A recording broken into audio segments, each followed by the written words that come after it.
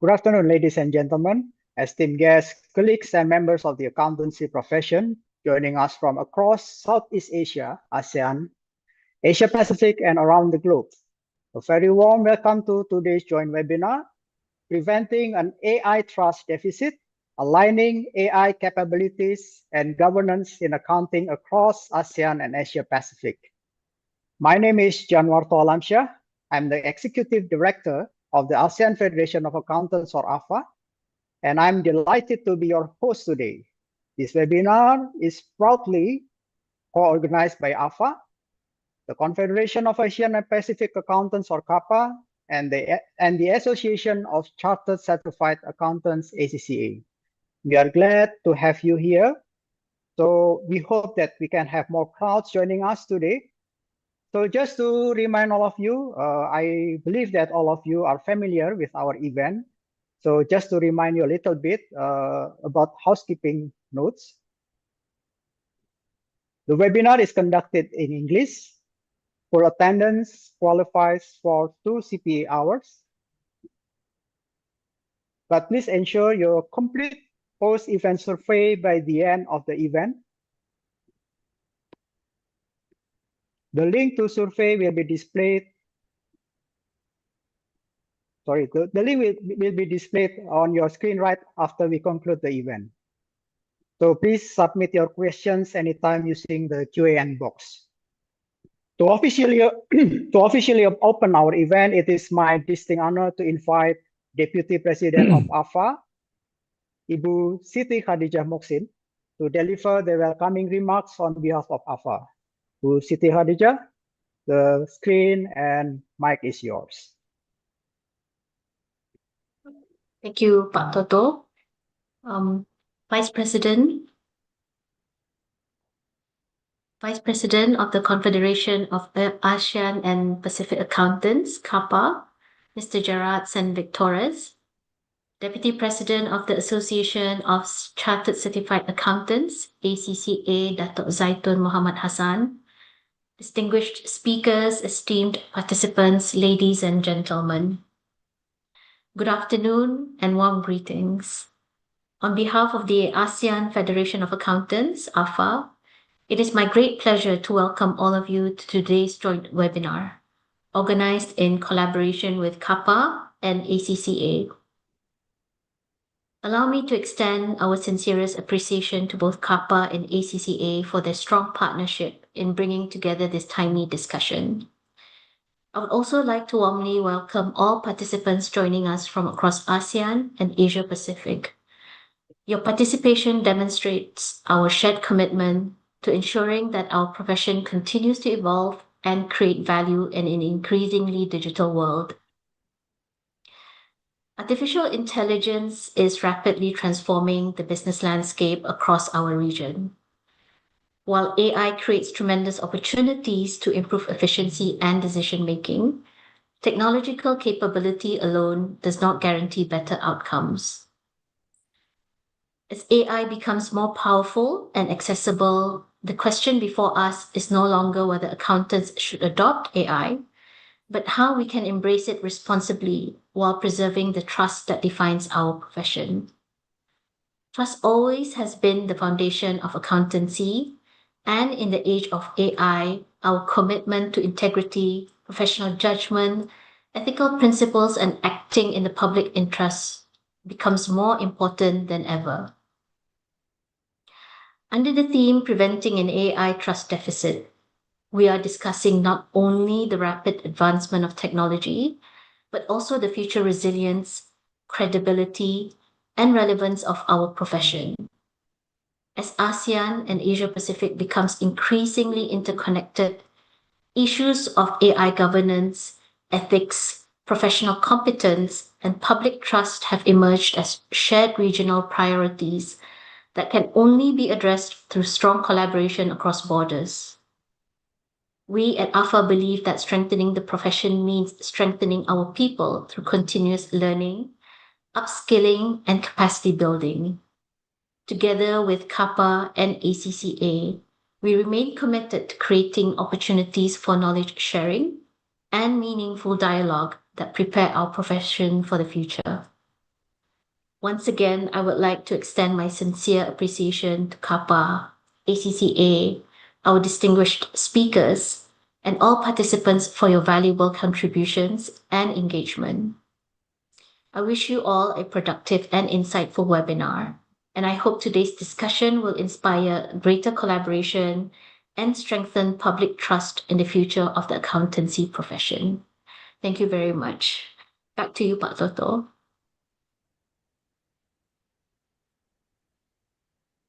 Thank you. Thank you, Bu Khadijah. Now I would like to invite Gerard Sanvictores, his Deputy President of CAPA, to share remarks on behalf of the Confederation of Asia and Pacific Accountants. Jerry, welcome. Screen and mic is yours now. Good afternoon, everyone. Thank you very much, Pak Toto.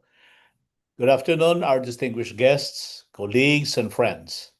On behalf of the Confederation of Asian and Pacific Accountants, or CAPA, it is my pleasure to welcome you to today's webinar, Preventing an AI Trust Deficit, Aligning AI Capabilities and Governance in Accounting across ASEAN and Asia Pacific. To everyone joining us from across ASEAN and the wider Asia Pacific region, thank you for taking time to be with us.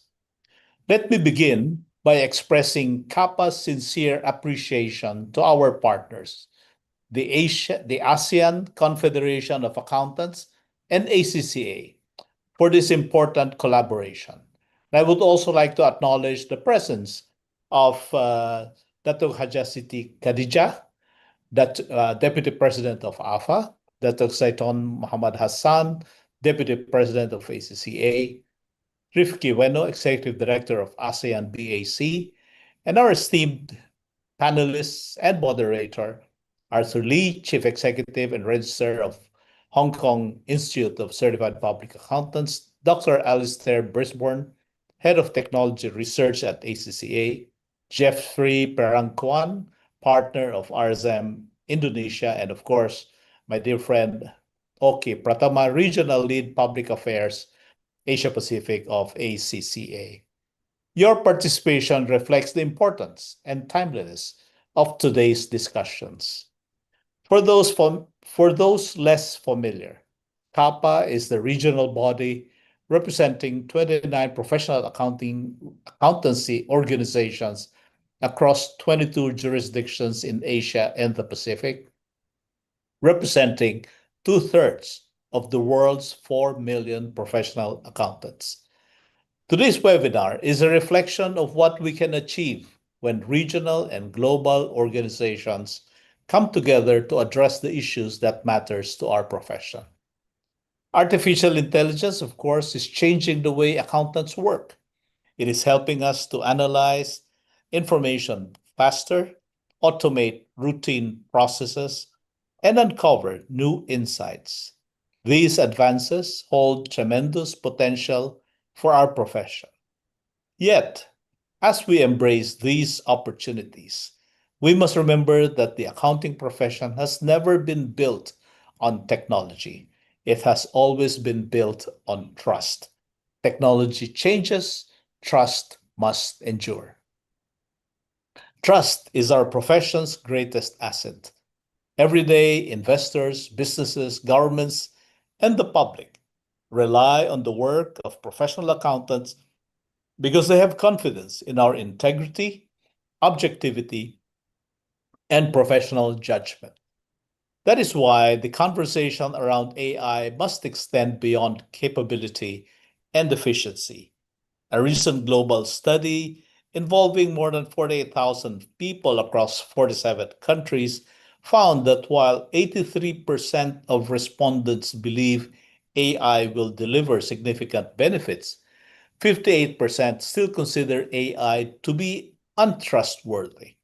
That gap between enthusiasm and confidence illustrates what we are referring to today as the AI trust deficit.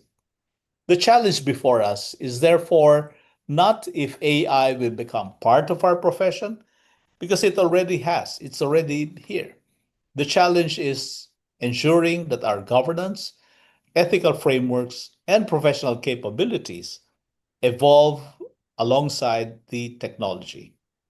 AI has the potential to augment the work of professional accountants, but it cannot replace the professional judgment, ethical responsibility, and accountability that are fundamental to our role. Technology may assist us, but it is people who remain accountable for the decisions we make and the trust we uphold. This is particularly relevant across Asia and the Pacific. Our region is diverse. AI adoption, digital maturity, and regulatory frameworks vary considerably from one jurisdiction to another. Yet, despite these differences, we all share a common responsibility to ensure that innovation strengthens, not diminishes, the confidence placed in our profession. This is where CAPA believes regional collaboration is so important. No single organization can address these challenges alone.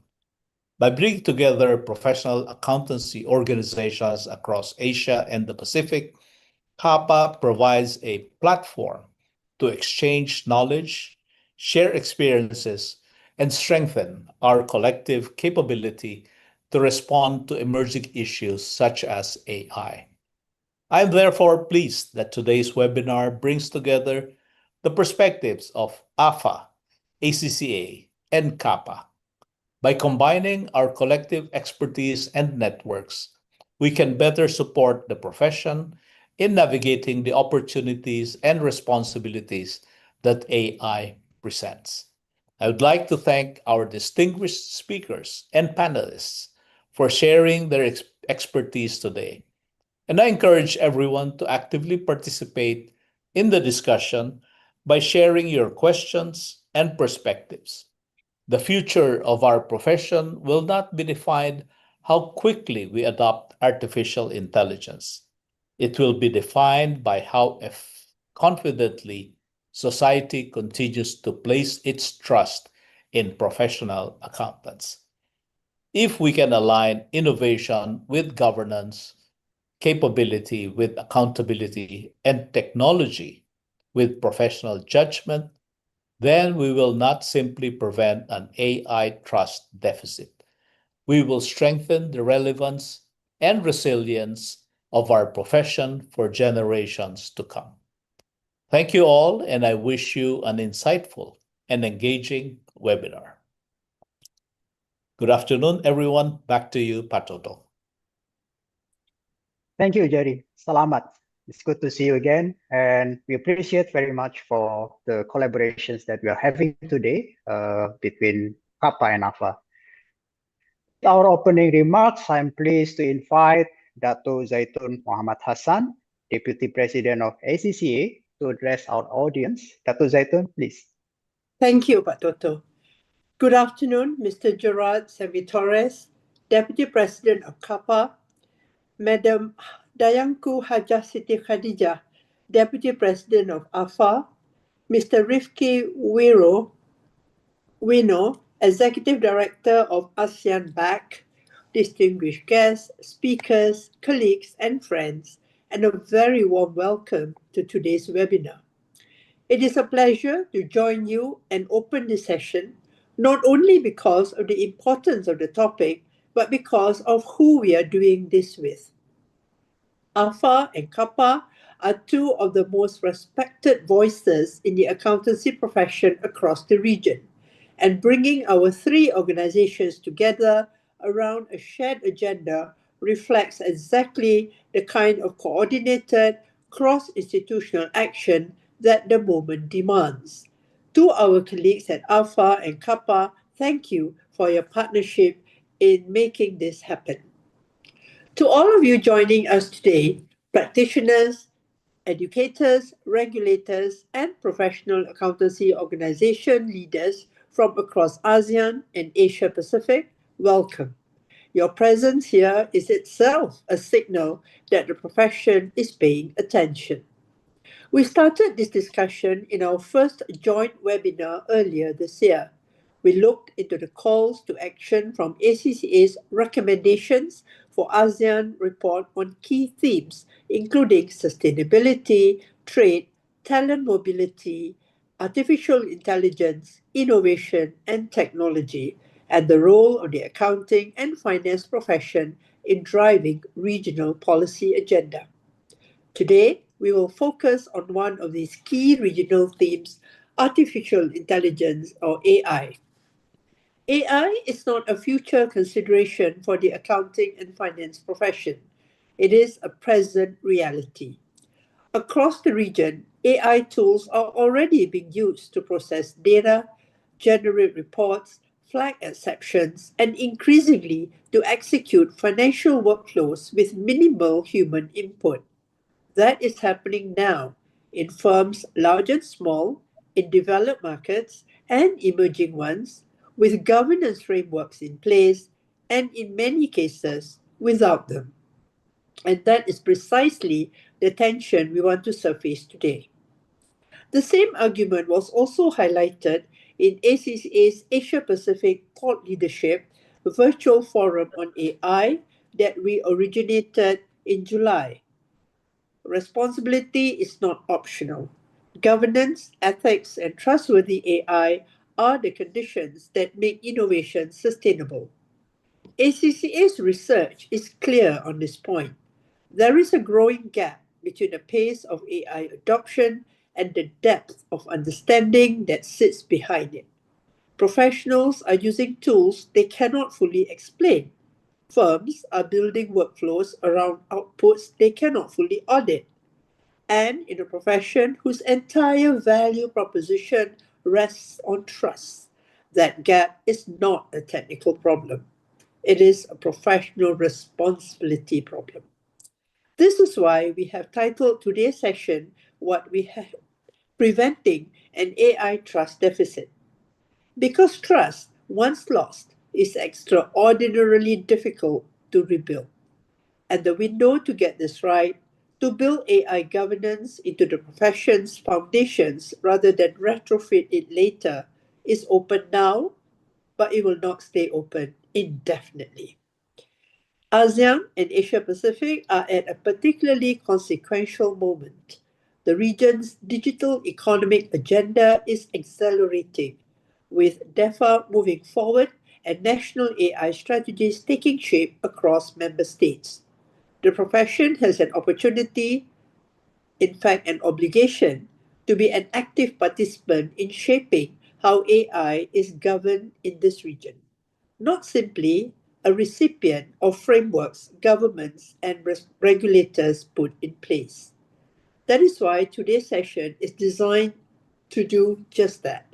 Hopefully, this is what we will hear from our esteemed regional experts in their sharing and discussions. We are delighted to have you with us.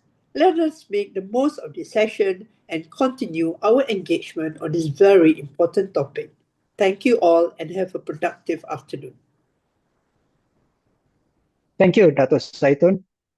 It's been, we really appreciate for the support of ACCA, and we have been enjoying the continued support for from ACCA for our program in 2026. And today, actually, the event is another support from ACCA for AFA and CAPA. We appreciate so much for this. So before we begin the presentations, we would like to capture a virtual group photo.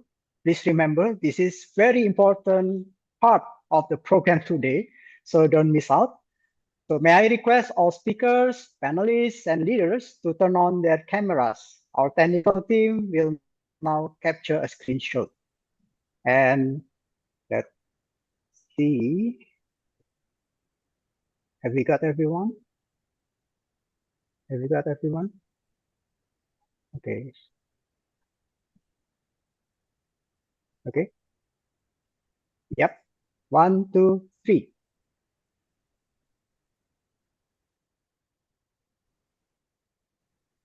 Another one. Another round. 1, 2, 3. Another one. 1, 2, 3. Very good. Thank you, everyone.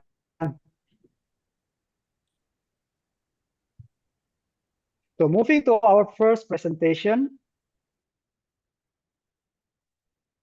Moving to our first presentation, we explore the regional policy perspective on AI developments, including initiatives like the ASEAN Digital Economy Framework Agreement, or we call it DEFA, DEFA.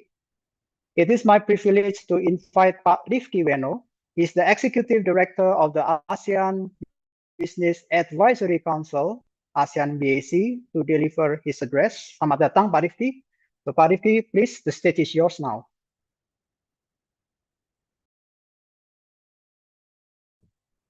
Thank you, Pak Toto. Hopefully everyone can hear me well. A very good afternoon to all the delegates as well as the participants of this conference. Mr. Gerard San Victores, Deputy President of CAPA, Dayangku Haja Siti Khadijah, Deputy President of AFA, and Datu Zaiton Muhammad Hassan, Deputy President of ACCA. Thank you very much for your very nice opening remarks, and allow me to brief you a little bit on what ASEAN has been doing in terms of AI and its relevance to DEFA at the moment. Can I get my slides, please?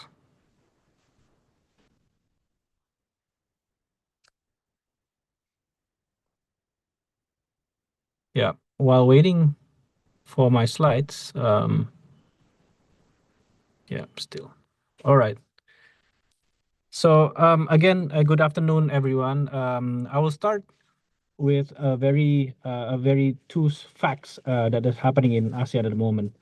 Around half of the Southeast Asian firms are already scaling the adoption of AI beyond pilots into real operations.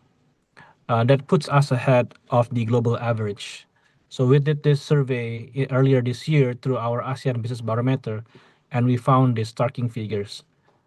But the number of binding and region-wide rules governing the AI until now was still zero.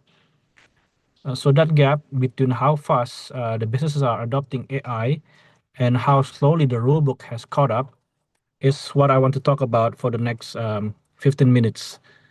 So where ASEAN policy actually stands versus what I'm seeing on the ground and where this will go next. Next slide. So there are three numbers that are framing everything I'll say today. The first is that study by BCG when they are doing feasibility study for DEFA, that ASEAN have this $2 trillion potential.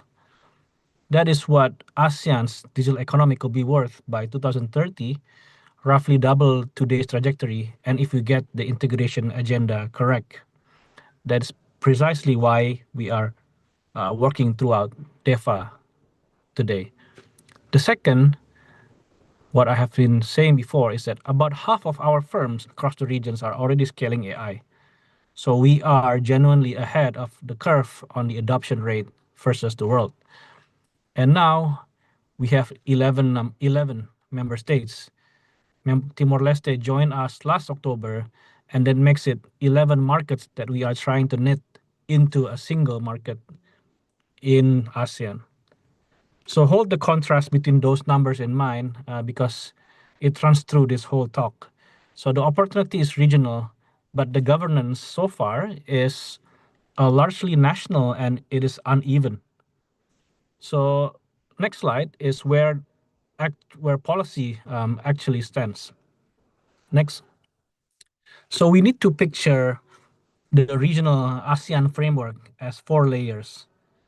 And you should notice how much of it is soft and not so hard binding agreements. So at the top sits the one genuinely hard edge that is coming, that is going to be signed in November this year. We have DEFA, the Digital Economy Framework Agreement. This will be the region's first binding digital economy treaty. It hasn't been signed yet, but it's a real thing. It's going to be signed in November. Beneath it, we have the ASEAN AI Governance Guides, which is a shared principles among ASEAN member states, but it's voluntary. Then beneath that, there is the data frameworks, model clauses. Those are the technical plumbing for moving data across borders. But again, you should notice that it's also voluntary. It's not binding. And at the base, national laws and strategies, there is where the real divergence lives. So the scaffolding exists, but today it is mostly guidance with a single binding piece still under constructions. So that balance, a lot of soft law and one hard edge, is the story of ASEAN's approach to digital economy and AI. Again, hard edge in DEFA here will also be a bit soft because if you know and if you dissect the text that is going to be signed later on, then there will be a lot of exceptions that provides loopholes for companies, no, not for companies, but for member states to really have that loopholes to not implement seamless data flows in the region. They will have some text where they will say that due to public policy objectives, the cross-border data flows will not be allowed. So this will still be in place and makes DEFA as also a soft mechanism that's going to be happen in November. So next, if we talk more about DEFA, so DEFA is a genuine milestone. So negotiations were concluded in May at the economic officials meeting in Manila. So the signing is targeted for the ASEAN summit in November. So why it matters is on the right of this slide. For the first time, ASEAN will have cross-border data flows, digital trade, electronic payments, digital ID, and for the first time in a regional treaty, artificial intelligence and even source code sit inside one binding framework. But like I said before, I want to be candid here. Signing will not be the finish line. After signing comes legal scrubbing, domestic ratification, transposition into national law across 11 countries. That is where treaties either become real or quietly gather dust. We have seen a lot of frameworks and agreements in ASEAN who has been signed glamorously, but then quietly disappear like nothing happened. So the price is enormous. DeFi is a framework that could help double our digital economy toward that $2 trillion figure. But the real test will not be the signing ceremony. I think it is whether the implementation is something a small business or MSMEs in any member state can actually use. So if DeFi is the one hard edge, then the AI specific rules are deliberately still soft. Next. So ASEAN's AI specific governance, moving specifically to AI. So the specific governance for AI is essentially two documents. In 2024, the ASEAN Guide on AI Governance and Ethics, which is the first intergovernmental region AI standard, was written for traditional AI. Then last year in early 2025, there was an expanded guide adding Gen AI that was agreed at the digital ministers meeting. So there are three things that define this approach. One is that it is voluntary and risk-based, so it's closer to Europe's risk lens than to the hard prohibition. Second, it explicitly does not override national law. And third is that its real value is the common vocabulary. So it gives 11 countries shared language and direction without binding any of them. So for a region as diverse as ours, that is a deliberate, sensible choice. But it does mean that the binding force still has to come from national law. And that is exactly where the picture starts to fragment, like any other trade agreements in ASEAN. So next. And yeah, next. And it's really, I mean, the fragmentation is more than people expect. So we have in the same region, we have a very different rule books. So every member now has an AI posture, but they are, to me, they are diverging sharply. So let me anchor with a few examples. So for example, Vietnam is a hard law first mover. Its binding AI law was promulgated in December and phases in from March. Singapore, in the opposite, they have an innovation first, a model governance framework, and home to Sea Lion, and no binding AI law was planned, the regional hub. Then Indonesia has a world-leading workplace adoption, as also a soft law guidance in force, and a presidential regulation awaited. Malaysia has stood up a national AI office with Johor drawing data center investment. And then Thailand has gone incentive-led, tax breaks, data centers, mass killings. Philippines, a large fintech-led market with legislation still under debate. And then you have the Brunei, Cambodia, Laos, Myanmar, and Timor-Leste, which are all in the earlier stage. That widening the gap in compute, data, and capacity is not a footnote. It is itself a regional policy problem, and I will come back to it. But that is the policy map right now, and let me show you what it looks like on the ground. Next. So on the ground, fast but uneven adoption, an infrastructure and sovereignty race, and the fragmentation problem underneath all of it. The adoption numbers are real. In Singapore, 56% of firms are scaling AI. Indonesia is around at 51%. By any global standard, those are front-runner numbers. Then underneath that sits an infrastructure boom. We have more than 2,000 data centers across 6 ASEAN economies, and the build-out is accelerating, heading toward $30 billion by 2030, with demand rising around 20% a year. But there is a cost to that. On current trends, this region will account for roughly a quarter of the entire world's growth in energy demand out to 2035. Johor and Batam are competing to be the region's AI backbone, and that ambition runs straight into hard limits on power, on water, and on land. And beneath the adoption in the deeper race for sovereignty, 5 economies are now building their own models, their own cloud and data rules, and caught between the American and Chinese technology stacks. So yes, we have covered this in our earlier analysis, but the adoption is fast, but is uneven, and it is not free. Now the next slide. The good news is that this is Sea Lion, a Southeast Asian language in one network, an open source AI model built by AI Singapore, covering 11 Southeast Asian language for a region that speaks more than 1,200. Why does it matter? Because global big tech has little commercial incentive to serve our smaller languages, and most member states lack the compute to build alone. So Sea Lion's bet is regional nuance over sheer scale. And this is not a lab experiment, it is in production. So Gojek, Tokopedia, and NCS use it for localization and compliance. A safety layer released this year, Seaguard, is tuned to regional norms guarding against imported bias. But here's the real signal. I mean, the pattern is being copied. Indonesia, Malaysia, and Vietnam are now building their own local language models on exactly the same logic. So this is what a regional public good will look like. Next. So where are the gaps at the moment? The gaps are real. The barriers to cross-border AI in ASEAN are not technical. I mean, they are regulatory and they are structural.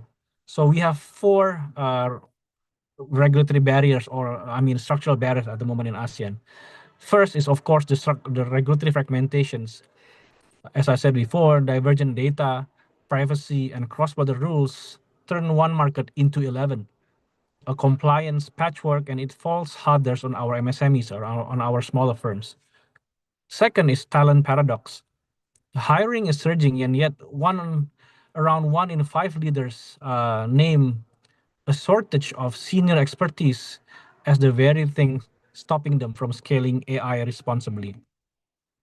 And then third is the widening development divide. The frontrunners pull away, while the least developed members lack the compute, the data, the institutions, and inclusion risks becoming an afterthought. And fourth, enforcement and energy. Right now, soft law with no enforcement muscle behind it, and hard physical limits on power and land. So given all of that, the promise and the gaps, where does ASEAN actually go? So that is the part 3 of my presentations. So the part 3 will cover the road ahead and what ASEAN is prioritizing and why business has to be part of it. Next. Next. So there are 5 priorities. First, this is the key phrase, is interoperability, not harmonization. So nobody will expect 11 identical rulebooks on AI in ASEAN, but the goal is to reconcile them, all of them, just enough to let data and services can move across borders. And DEFA can be that vehicle. DEFA has the promise. Second, we have DEFA, but we have to get DEFA over the line. It will be signed in November, and the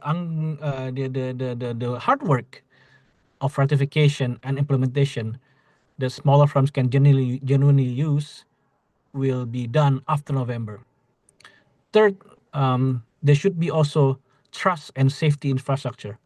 So the AI guides, the proposed ASEAN AI safety network, safety tooling grounded in our own cultures. Those are important.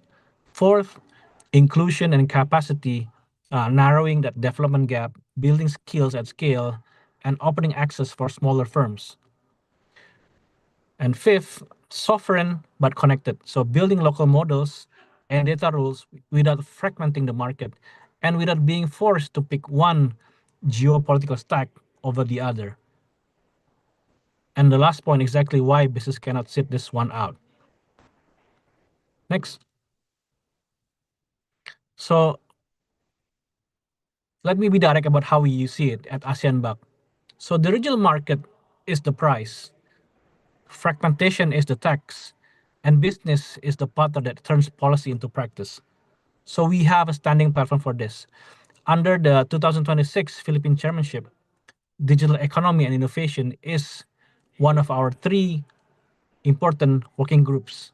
So DEFA digital is not a side conversation. It is mainly in our policy discussions into the leaders and the ministers. And in this November, our Business and Investment Summit in Manila will convene the region's business leaders under one single theme, which is shaping our shared future in the age of intelligence. So what do we want to push? One is interoperable rules. Second is practical DeFi implementation. Third is MSME access to other markets digitally. And four is that skills will build at a regional scale. And our ask into policymakers is only one thing and one line. You need to design with the industry and not just for it. The industry must be involved in the policymaking space. And the most important thing is that we should keep the ASEAN centrality and inclusion at the core of the AI agenda to be neutral in the geopolitical space. So let me pull all of this together in my last slide. So there are four things to take away. Next. One is that adoption has outrun the governance and the rulebook is now finally catching up. Two, DEFA and Vietnam's AI law marks a real shift from purely soft to partly hard governance. Three, the contest that actually matters is fragmentation versus interoperability. One digital market or 11, we need to choose. And four, business is not a bystander. Implementation is where policy meets reality, and that is our arena as a business. So the next 18 months will decide which of those we get because once DEFA is signed, we have that opportunity to really shape that regulations together with the policymakers. And we really need to get the support of all the business communities, including those who are attending today. Thank you so much. So I look forward if you have any further questions to me.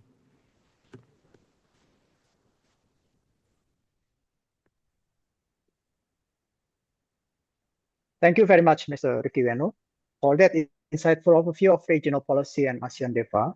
To lead the Q&A question, I believe this is something that our audience wait for this presentation. So I'm pleased to introduce our moderator, Pak Auki Pratama. He's the Regional Lead Public Affairs Asia Pacific at ACCA, who holds a remarkable standing across the region. Pak Auki is going to moderate us, the audience, Q&A with Mr. Rifi. So over to you, Pak Auki. Yes, thank you, Pak Toto. You're too kind. Good afternoon, everyone, and welcome from Jakarta, Indonesia. And thank you for joining us for today's discussion on preventing an AI trust deficit. So given the dynamic nature of today's, I would say, fast-paced environment in ASEAN, we have made slight adjustment to the program to allow for Pak Rifki to excuse himself a bit early this afternoon. However, I'm sure this will not affect the quality of our discussion today.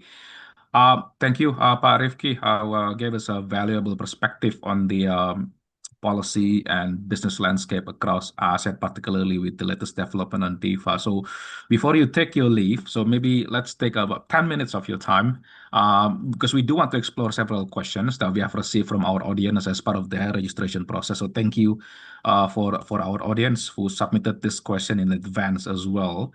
So the first one, obviously, on DEFA itself, Pak. So obviously, DEFA is central to that picture. You briefly touch on the country level preparations ahead of DEFA, but honestly, how prepared is ASEAN for the governance and accountability dimensions of DEFA, particularly around cross-border data flows, AI-enabled financial services? Where do you think are the biggest gaps in terms of the regional readiness? Yeah, thank you. Can you hear me? Yes. Yes. Again, I think DEFA will be a very much a genuine milestone. I think this will be the region's first digital economy treaty and the first ASEAN instrument to bring in all of these very important conversations, cross-border data, AI, even source code under one binding framework. But I think let me be also a bit candid. I think the concluding the text was the easier part, actually. But the machinery to make DEFA accountable is still being built. And today, it's uneven across the 11 members. I think you can think of readiness in 3 layers. So the treaty layer is on track. So negotiations is concluded and then signing is targeted in November.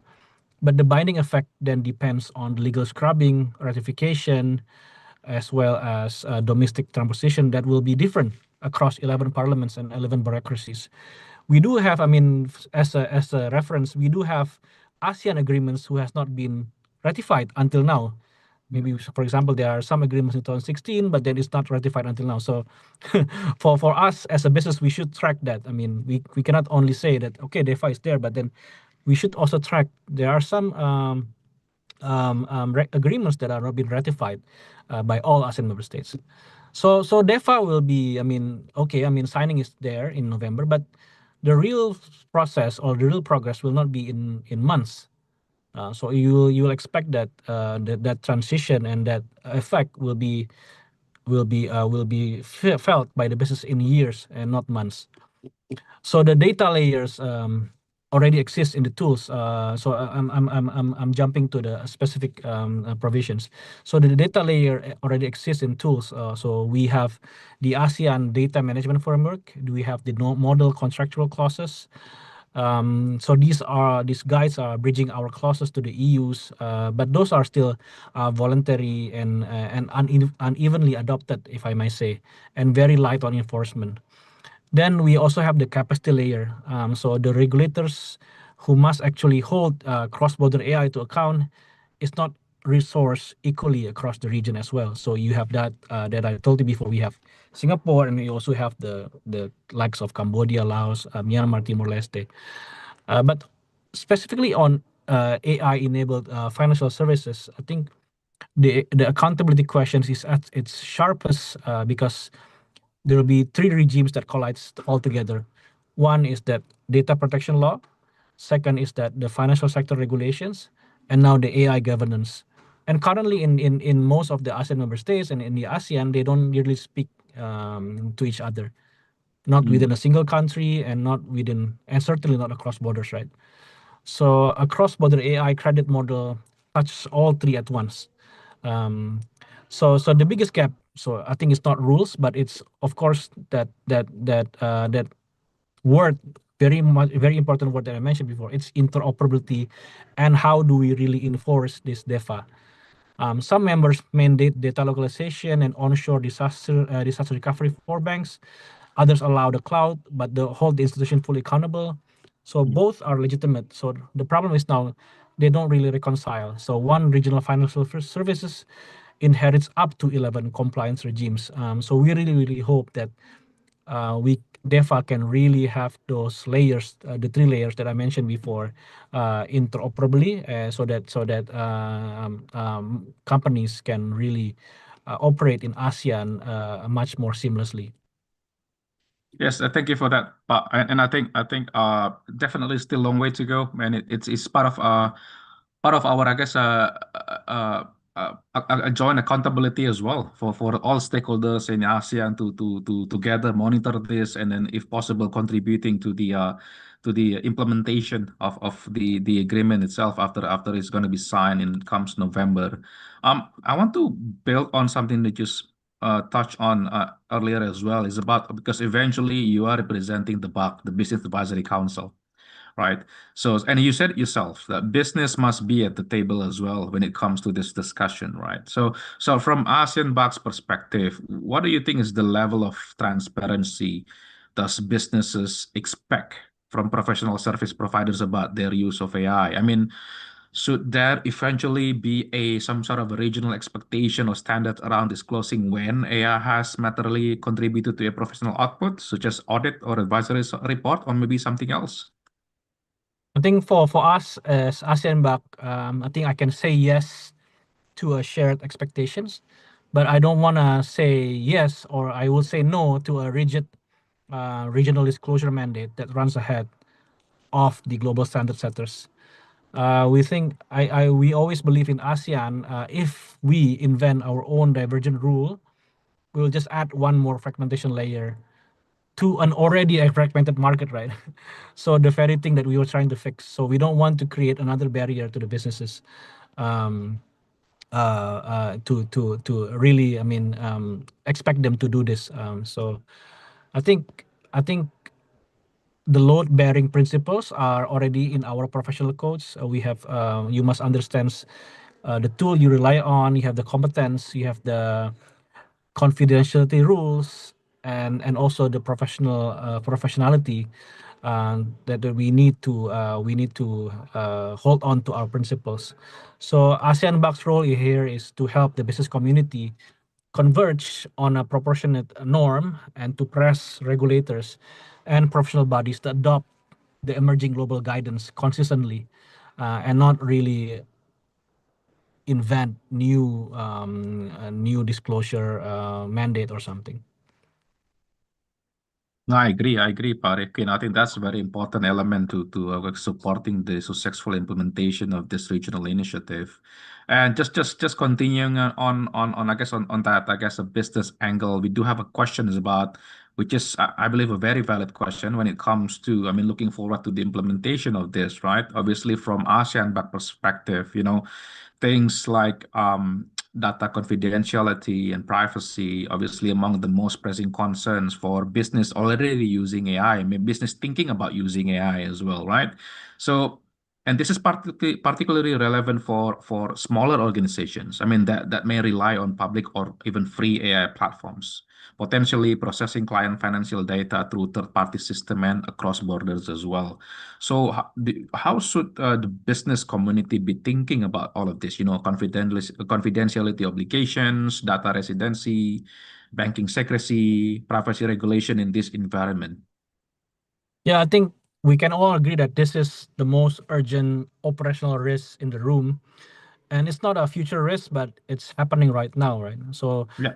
every time a staff member pays a client financial data, for example, into a free public AI tool, and that is a cross-border data transfer to a third-party processor, and it can breach data protection law, the data residency rules, all the rules that you mentioned before.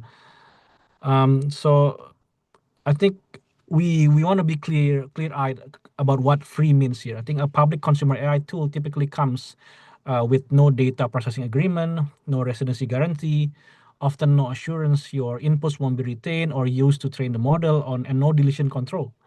So marketing copy, it's fine, but for KYC documents, for financial statements, anything under the banking secrecy, that will be a serious exposures. So the regional picture makes it harder because the rules will diverge sharply. Some members in Indonesia and Vietnam requires that sensitive financial data, and for banks, even the disaster recovery side to stay onshore. Others, Singapore and the Philippines, let you use the cloud but hold you 100% accountable for the vendor. So the poster I urge on the business community, for example, MSME especially, is 3 moves. One is classify before you compute, know which data is personal, which is financial secret, and which sector is regulated before you go near to any tools on AI. And then 2, you use enterprise and not consumer AI. Tools that offer a data processing agreement, no training guarantees, and also in region or on-premise deployment where the law demands it. 3, of course, contracting document. I think the ASEAN model on contractual clauses exists precisely for cross-border transfers. Use them, keep records, and obtain consent where required. And that's where ASEAN Back push hardest for shared, affordable, compliant infrastructure, regional and national sovereign AI options where SME grade compliant tooling, and for that plain language guidance so that a small firm actually knows what it can and can put into a model. Yes, thank you, Pak Rifki. Couple of other questions before we let you go, Pak, because I think these are important. Obviously, once we discuss about the infrastructure, about the regulation and everything, comes the question about the people who is actually going to be doing this, right? So ASEAN Bank obviously represent businesses whose organization will increasingly be designed around AI capabilities. So which means that people are taking on more exception handling, judgment, governance roles.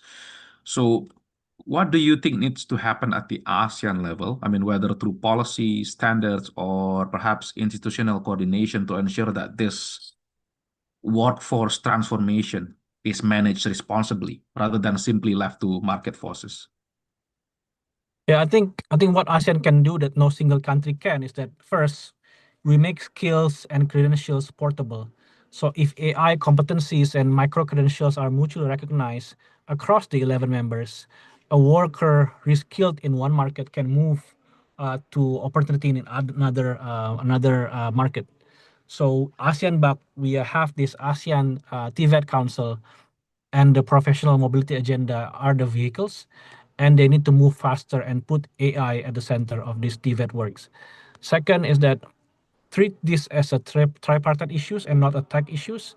You cannot manage a workforce transition well without a genuine dialogue between governments, employers, and workers.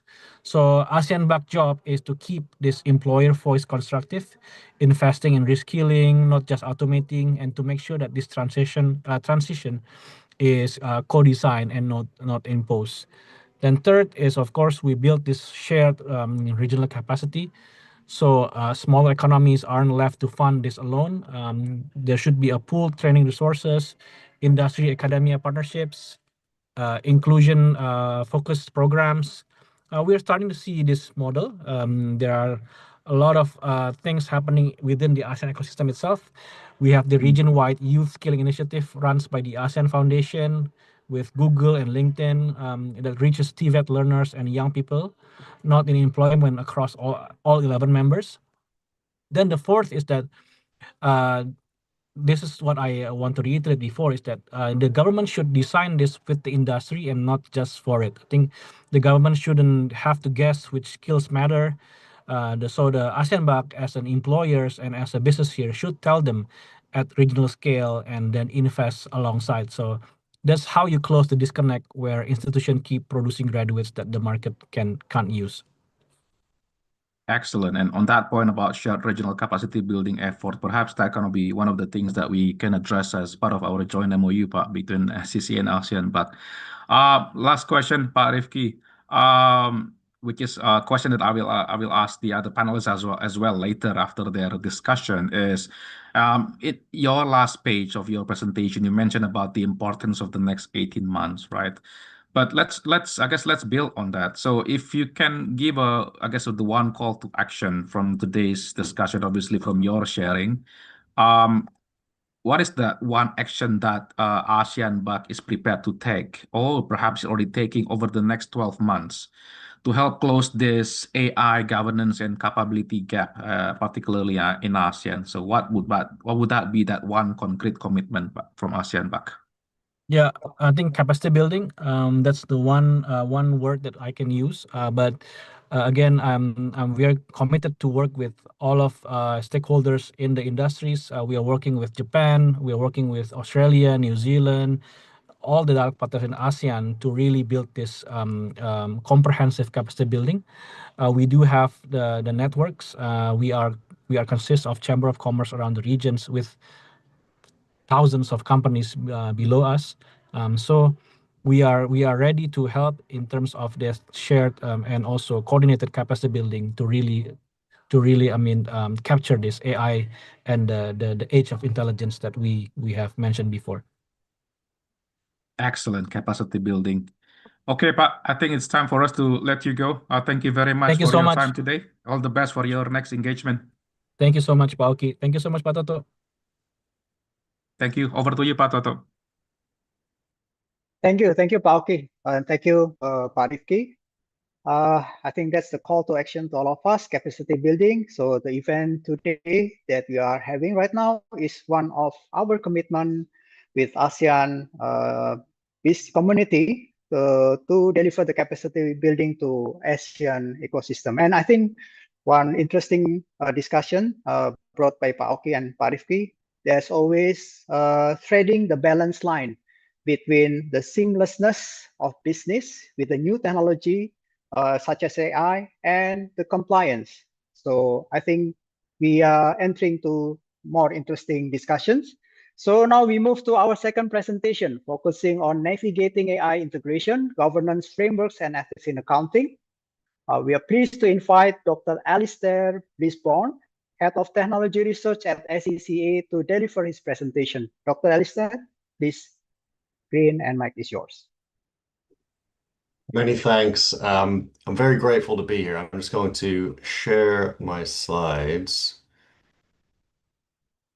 And let's see. You can let me know if that's visible. Can Yeah, everyone we see can see that? now. Excellent. Thank you so much. Well, thank you so much. It's a real honor to be here. Thank you so much for the invitation. I really enjoyed that first presentation, I want to say as well, because it's really interesting to see how the regulatory landscape is evolving, but also some of the points that Rifki identified in particular around things like the sort of governance lag that exists right now is a global phenomenon that is not unique to the APAC region. And so what I want to do is actually focus on a complementary aspect of that, which we're also seeing, which is the skills side, which is another defining gap of the moment. And these two things in conjunction, the sort of governance gap and the capabilities and skills side, are what are going to make a big difference to both how we employ the technology for value, but also how we address and mitigate some of the risks, how we close some of the governance questions as well. So I want to draw on some of our latest research, including our talent trends research and our enabling finance insight report, to highlight some of the issues, provide a little bit of context, and then dig a little bit more into what we mean by the important skills, why they're pressing right now, and how the workplace is changing.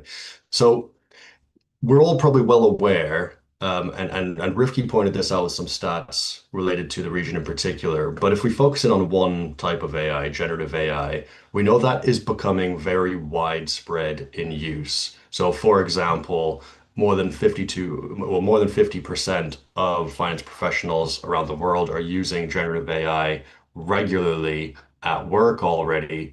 And that is a big shift over the past 2 years. So previously, when we asked a similar question in our Smart Alliance report, that number was at around 28%. So that number has jumped up quite substantially. Now, that also gives rise to various questions around shadow AI, etc., which we can touch on, I'm sure, in some of the Q&A. But we are seeing lots of large organizations in particular roll out various types of Copilot and generative AI assistant.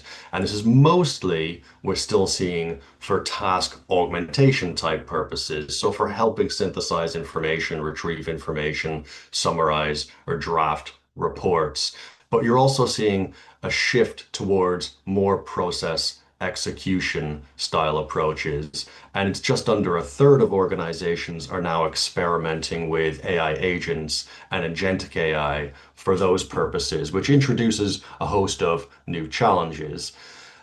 Now, the reason this number has shot up so quickly, or one of the reasons this number has shot up so quickly, is because of the way this technology is being embedded in the software tools that are already at our fingertips. If we look at some of the Gartner research, we can see that like 80% of independent software vendors will have embedded generative AI capabilities by the end of 2026. More than 60% of ERP spend will be on systems incorporating generative AI applications. And increasingly, you're seeing your closed solutions, financial planning solutions, audit solutions that are integrating not just generative AI capabilities for assistance, but also agentic platforms to help try to orchestrate certain tasks that we're doing.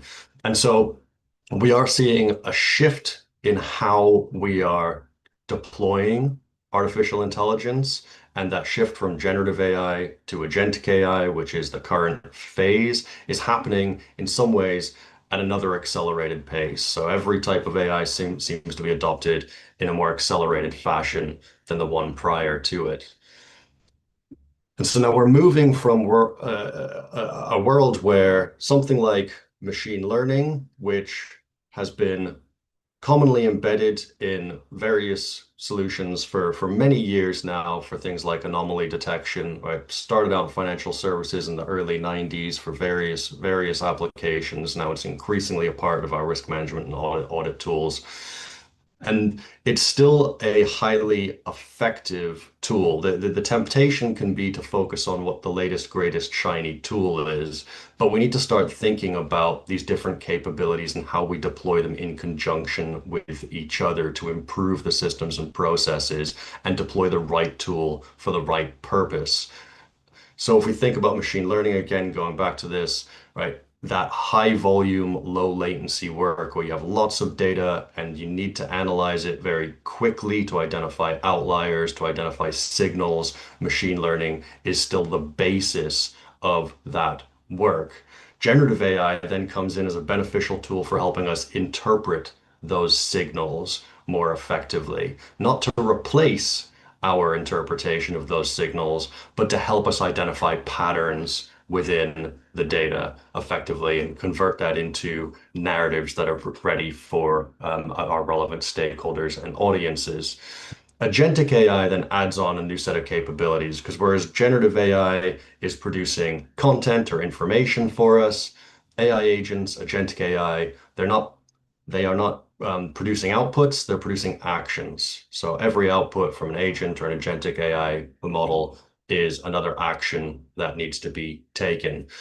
So we are starting to see some lower risk applications of agentic AI when you're looking at things like operational data within an organization and teams want to sort of have a common baseline dashboard that they can quickly produce to generate conversations internally. We're starting to see agentic AI used for those sort of low risk applications, but there are still questions about using it in higher risk areas and certainly areas when it comes to things like reporting and anywhere that touches on more important audit applications or judgment heavy applications. Now, what's interesting here is we always want to get an understanding of what are the barriers, what are the challenges that organizations are facing when it comes to their data and AI ambitions. And again, this is something that has moved quite substantially over the past couple of years. Whereas a couple of years ago, the primary challenge that organizations were facing was around identifying the right solution, was actually understanding what the opportunity was that this technology was presenting. That has become less of a challenge. Now it's much more practical. What we're seeing is a shift from just the adoption phase to the adaptation phase, and that's much more challenging, right? So the biggest challenges are what we've sort of termed this triangle of frustration. They're primarily technical challenges on the one hand and educational challenges on the other. Data quality issues still prevail, right? And that is something that is just a constant exercise that needs to be undertaken. We're never going to get to a point where our data is always 100% perfect. So that's having the right governance and data management practices and being consistent. There's still a level of integration complexity as organizations navigate either legacy systems or navigate transformations to newer systems and think about how they can then deploy these new capabilities and technologies in conjunction with those systems and also address some of the data protection considerations that Rifki mentioned from the outset. But a big one here is also skills related.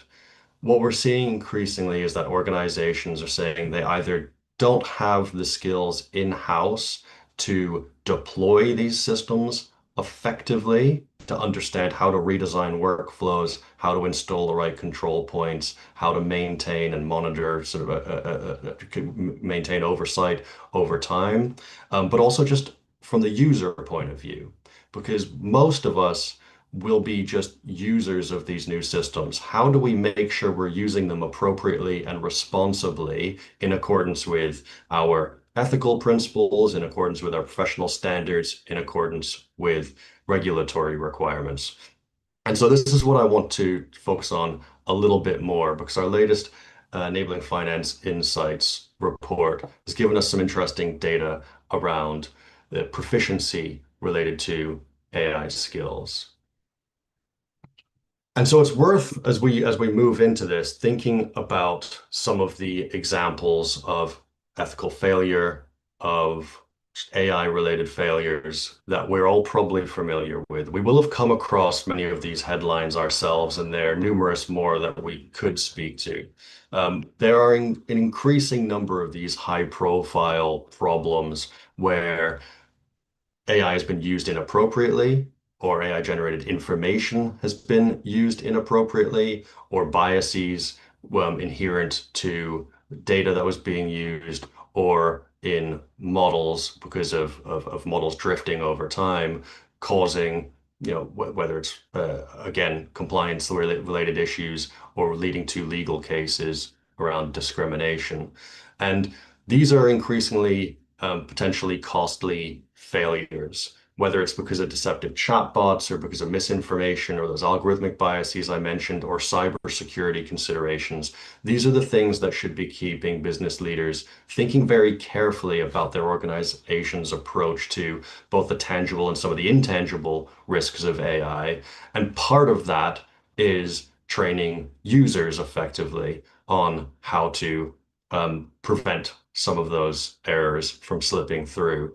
So what I would say is the most immediate threat for many organizations is just around the amounts of investment being committed on the one hand, the sort of the desire to make sure that you are not being left behind by this wave of change. And on the other hand, the potential impacts from being too hasty. And AI presents a really tremendous opportunity for organizations to actually, one, rethink the human talent that is required to do our jobs effectively. But secondly, to actually conduct a biopsy of our decision-making processes, to rethink the effectiveness and the readiness for AI adoption. And that means paying really close attention to the readiness of our processes and our employees to integrate these technologies. Now, from the individual perspective, this is becoming also a more difficult environment to tackle because how we work is changing quite substantially and quite rapidly in many ways. And that means in particular how we work with technology and also identifying then where the new bottlenecks are going to sit in our workflows. We're typically very used to dealing with large amounts of information and often running quite manual processes to understand, to interpret, to reconcile that information. But we're now faced with a spectrum of possibilities, all the way from something that is more human driven, but AI can support in terms of just evaluating or reviewing what we're doing, through to something that is highly autonomous, where AI is making decisions on our behalf and executing decisions. Now, what I would say about this AI dominant side of the spectrum is that is very rare and it's highly risky because of the nature of the technology and in particular the reliability challenges with the technology. But what we are seeing is a range of examples in that middle ground where AI is being used to help generate insights for us, whether that's extracting and highlighting insights for FP&A teams, supporting forecasting purposes, which can then be used to support decisions. It can also be used in a more prescriptive sense to sort of recommend courses of action, where the human then determines what the right course is, determines how to actually implement that. And similarly, where AI actually sort of makes a decision, and the human actually has to execute that decision. So we're seeing a range of different modes of deployment in this area. But for the individual, that means a very different work environment. That means they're interacting with their technology very differently. It means they have a different level of, or a different relationship with the information that they're using for decision-making purposes. And it shifts the bottleneck from the execution of the task to the review of the information. And that is a substantial challenge if we don't have the capacity and the skills and the understanding to do that effectively.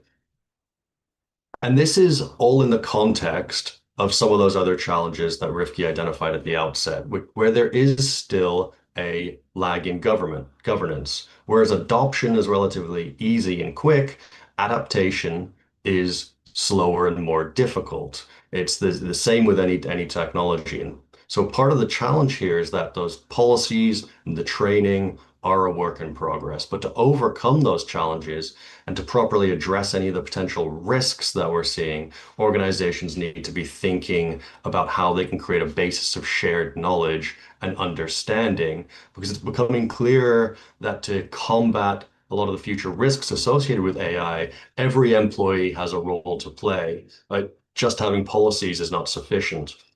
And it's especially critical with AI because there can be significant knock-on effects. Right? Negative consequences can scale much more quickly when you're using an automated tool, especially if errors and inaccuracies are not caught early, if there are not systems to catch those. But to develop and nurture that sense of collective responsibility, it is necessary to have the right guardrails and policies and training in place. And what I would point out with the data here is you can see this was data that was exploring just organizations that were already deploying AI tools. So as a sample of 1,000 organizations who had already deployed AI internally, and fewer than a third of them actually had the policies and the training and the governance fully set up, though it was certainly something that was on the agenda. And this held true broadly across regions and sectors, with some minor variation, in particular in the public sector. So that governance gap is real, and the training gap is also feeding into it. And so if we go back to that consideration of how we work is changing and how we're interacting with technology is changing, that means also the concerns that individual finance professionals and accountants have in the workplace are also changing a little bit. We know that things like concern around automation replacing accounting functions, impacting jobs and career development is still an important issue, in particular amongst younger generations. And that really comes through in our talent trends work. But when we ask that same question to finance professionals who are more senior in their careers, that is much less of a concern. What is the most prevalent concern is just how we can rely on and verify AI-generated insights. How can we make decisions when we know that sometimes our data might be incomplete, there might be gaps, we might be relying on biased data sets, we might be struggling with different definitions and still reconciling those sorts of issues across our organizations. These are questions that the vast majority of finance professionals are now most focused on. And yet, as you can see from the slide, a very small number, in the case of relying on AI-generated insights, only 9% actually feel well prepared to tackle that issue right now. So again, this speaks to confidence on the one hand, it speaks to skills and training on the other. And so what we wanted to do was get an understanding of how these individuals assessed their own proficiency around AI-related skills and data-related skills. And off the back of that self-assessment, we created this skills prioritization matrix to think about where the most pressing needs in terms of upskilling and where are there needs for things like collaboration. So maybe more targeted upskilling. Where do we need to just maintain some core strengths? As you can see on the slide in the upper left quadrant, the biggest gaps that we identified were around generative AI capabilities or generative AI skills, predictive analytics skills, and real-time dashboard creation skills. We asked the survey respondents both to assess their proficiency for each of these circa 18 skills that we'd identified, and then also assess them according to how critical they felt they were for their future success. Now, when it came to generative AI skills, as you can see, it was just shy of 3/4 who believe they have fairly basic or even no generative AI skills. And that is surprising considering that first number we started with in this presentation, that more than half of finance professionals are already using generative AI regularly at work. So that is an awareness, an identification of a gap there. Then there's also predictive analytics, which is really important, another really significant gap. Now, I want to focus on the bottom left quadrant as well, just for this presentation, because this is an area where there are generally low levels of proficiency. But it's also not an area where we need all accountants and finance professionals to be highly proficient. These are things like programming, understanding MCP and API integrations, understanding natural language processing and machine learning tools.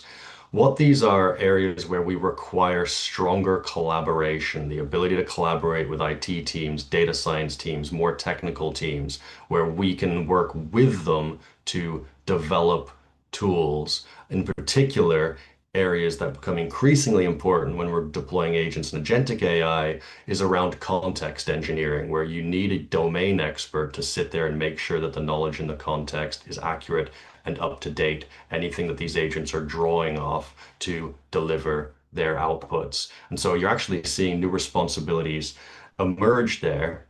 And it's around across our sample, a little more than a quarter of those individuals to our survey also said that they were seeing their data and their AI responsibilities evolving in real time. They're having to take on tangible responsibilities in that regard.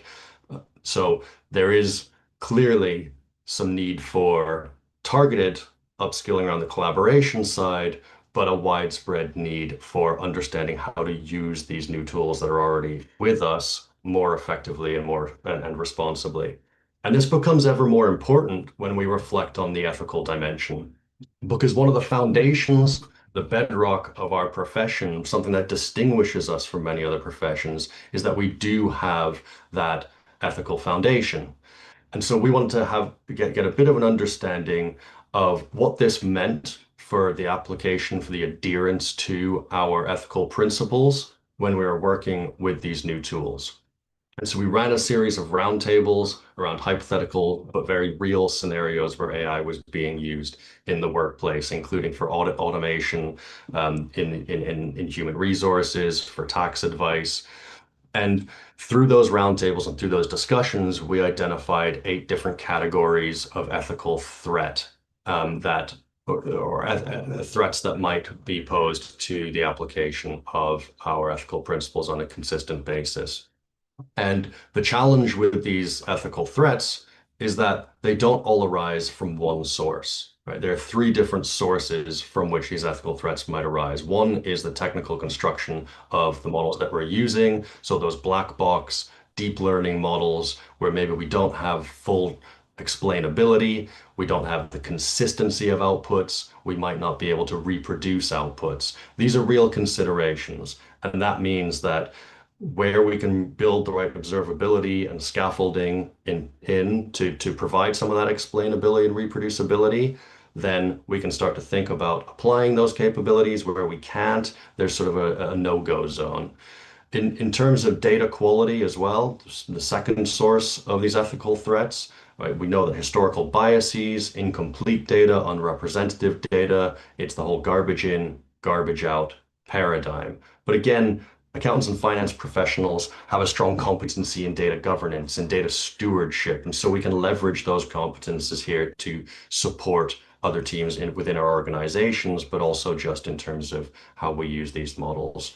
The final one is probably the most important because it's most relevant to each of us as individuals. And that is just how we use and interact with AI systems is one of the biggest sources of ethical threat. A lot of the examples, the headlines that I shared earlier were ultimately down to human failures, humans not exercising or adhering to their professional obligations, or not employing the right oversight.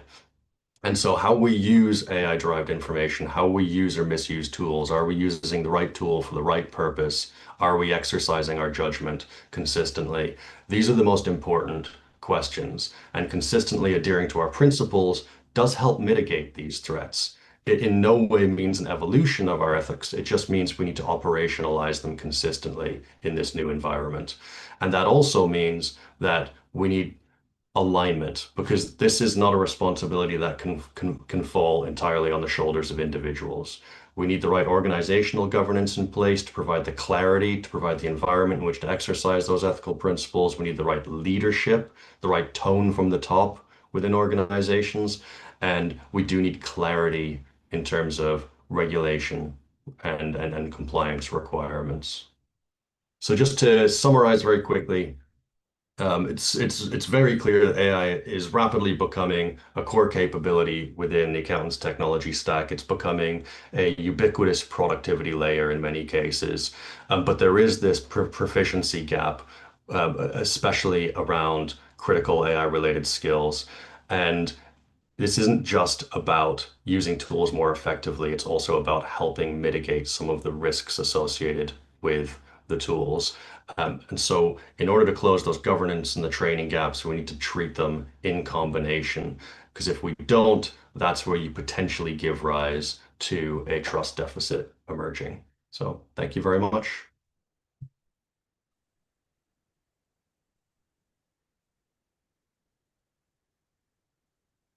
Thank you, Dr. Alistair, for that compelling framework of closing capability and governance gaps. We now transition into our panel discussion and open Q&A. So I invite again our moderator, Pak Oki Pratama, back to lead this interactive conversation. So who will be joining Pak Oki is our distinguished panelists, Dr. Alistair Bisborn and Pak Rifki Weno, perhaps he cannot join. So Pak Jeffrey Parengkuan, he's the partner of RSM Indonesia, and Mr. Arthur Likin, he's the Chief Executive and Register of HKICPA. Audience members, you are encouraged to post questions in the chat box. So please raise your questions. So please use this opportunity to participate into this interactive and interesting discussion. So Pak Oki, over to you. Yes, thank you, Heidi, Toto. Ladies and gentlemen, we already have heard two very thought-provoking presentation, and in the interest of time, let's jump ahead to our discussion. But first, let me thank Dr. Alistair Brisbane for his presentation, who shared his perspective on the AI trust deficit and some of the technology and capability challenges facing the profession. As what Pak Toto mentioned, joining us for the panel discussion, we have Arthur Lee and Pak Jeffrey Parengkuan. But before we get into the discussion, actually, we thought we would start by getting a quick sense of where the audience is today. So our audience, those joining us in this call, we actually want to encourage you to participate in this discussion. We do have some poll questions, I believe, to do that. So to the organizer, can we flash the first poll question, please?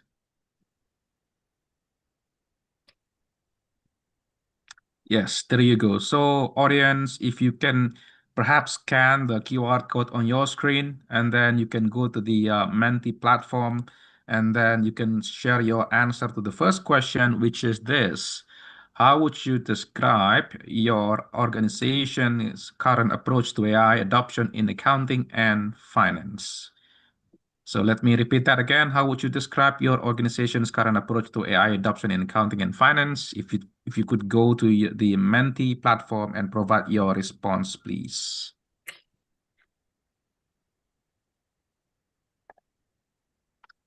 And panelists, I think you can see the results live on screen as well. There's one option is, I think, is distinctly, I guess, different to the other option, which is option B. So some of our respondents actually already piloting AI in select areas, but not yet at scale. That's interesting. Okay, let's give it a few more seconds to get the responses. Against audience, I would urge you to scan the QR code on your screen, and then you can join the Menti platform, and you can join this discussion as well live. Provide your response to the poll question.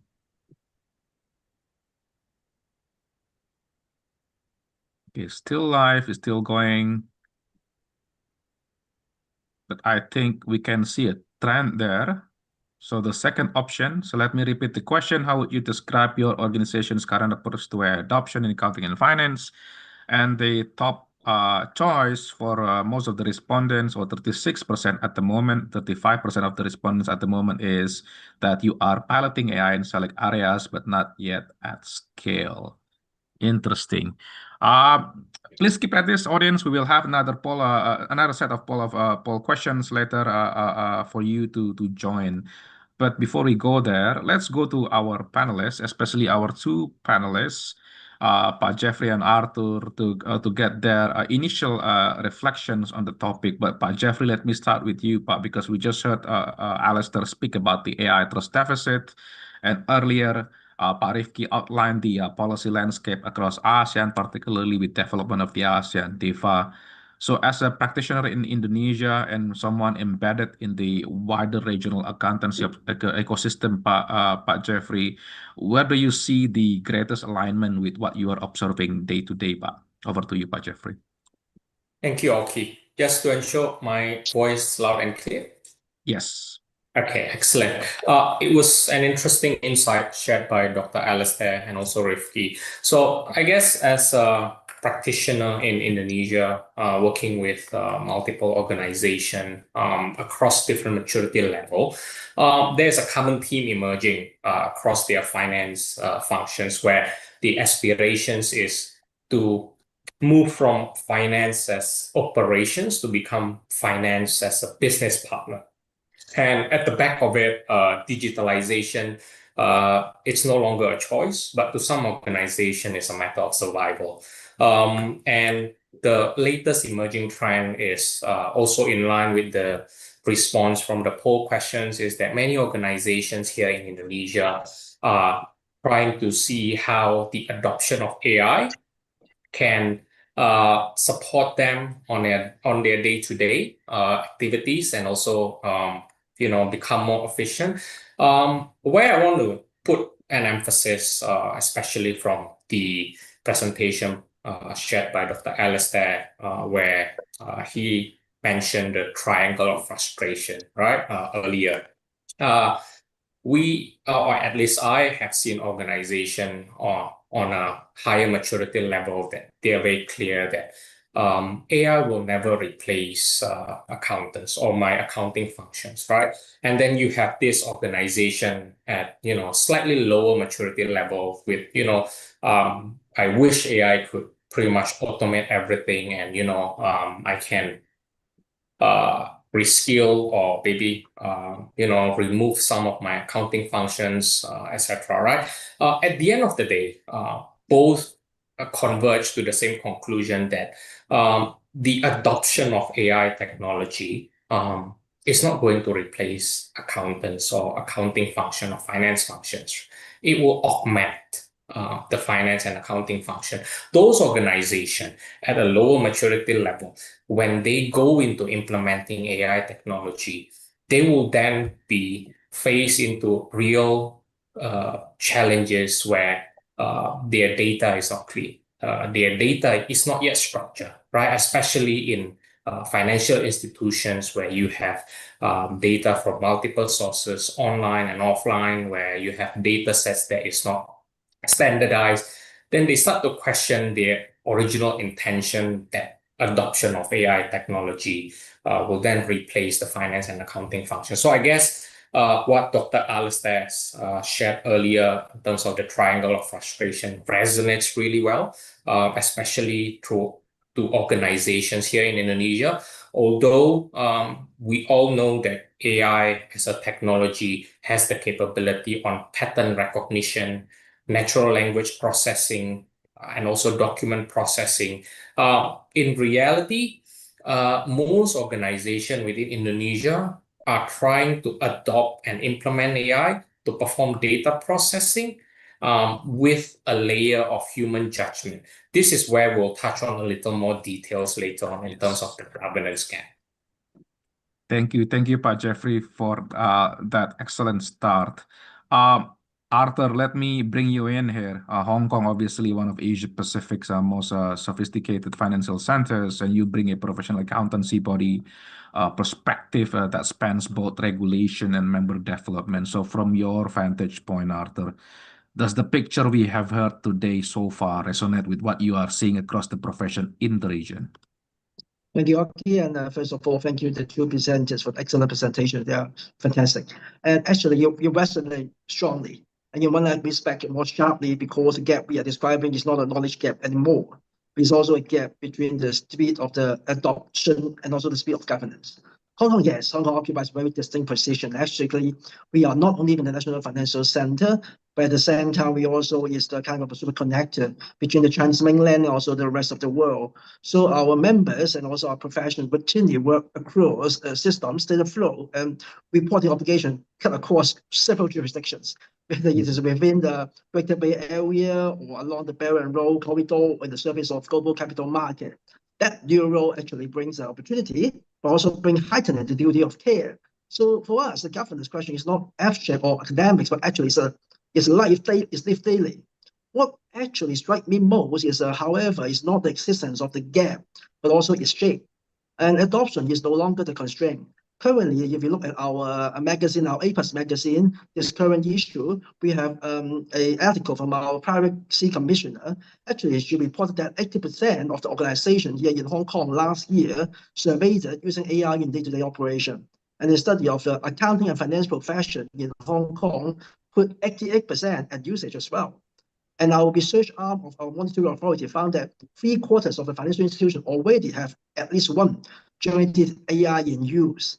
But at the same survey, you will find out that while 80% identify the technical AI skill as a top capability gap, but only 60% identify the compliance skill as a critical. So the tools now is also inside the building, but the governance is still in the drafting stage. So that is a symmetric risk. Another that's a second asymmetry is that the audience, so in my further section, I want to let them aware that currently, from the same survey, 83% of the larger firms in Hong Kong has moved to AI, but for the smaller firm, it's only around 60% something. And this trust and the deficit that I would say that will not announce itself at the larger firm with the best model risk frustration, but probably it will surface when those capabilities are thinness, whereas a single incident is a kind of exponential.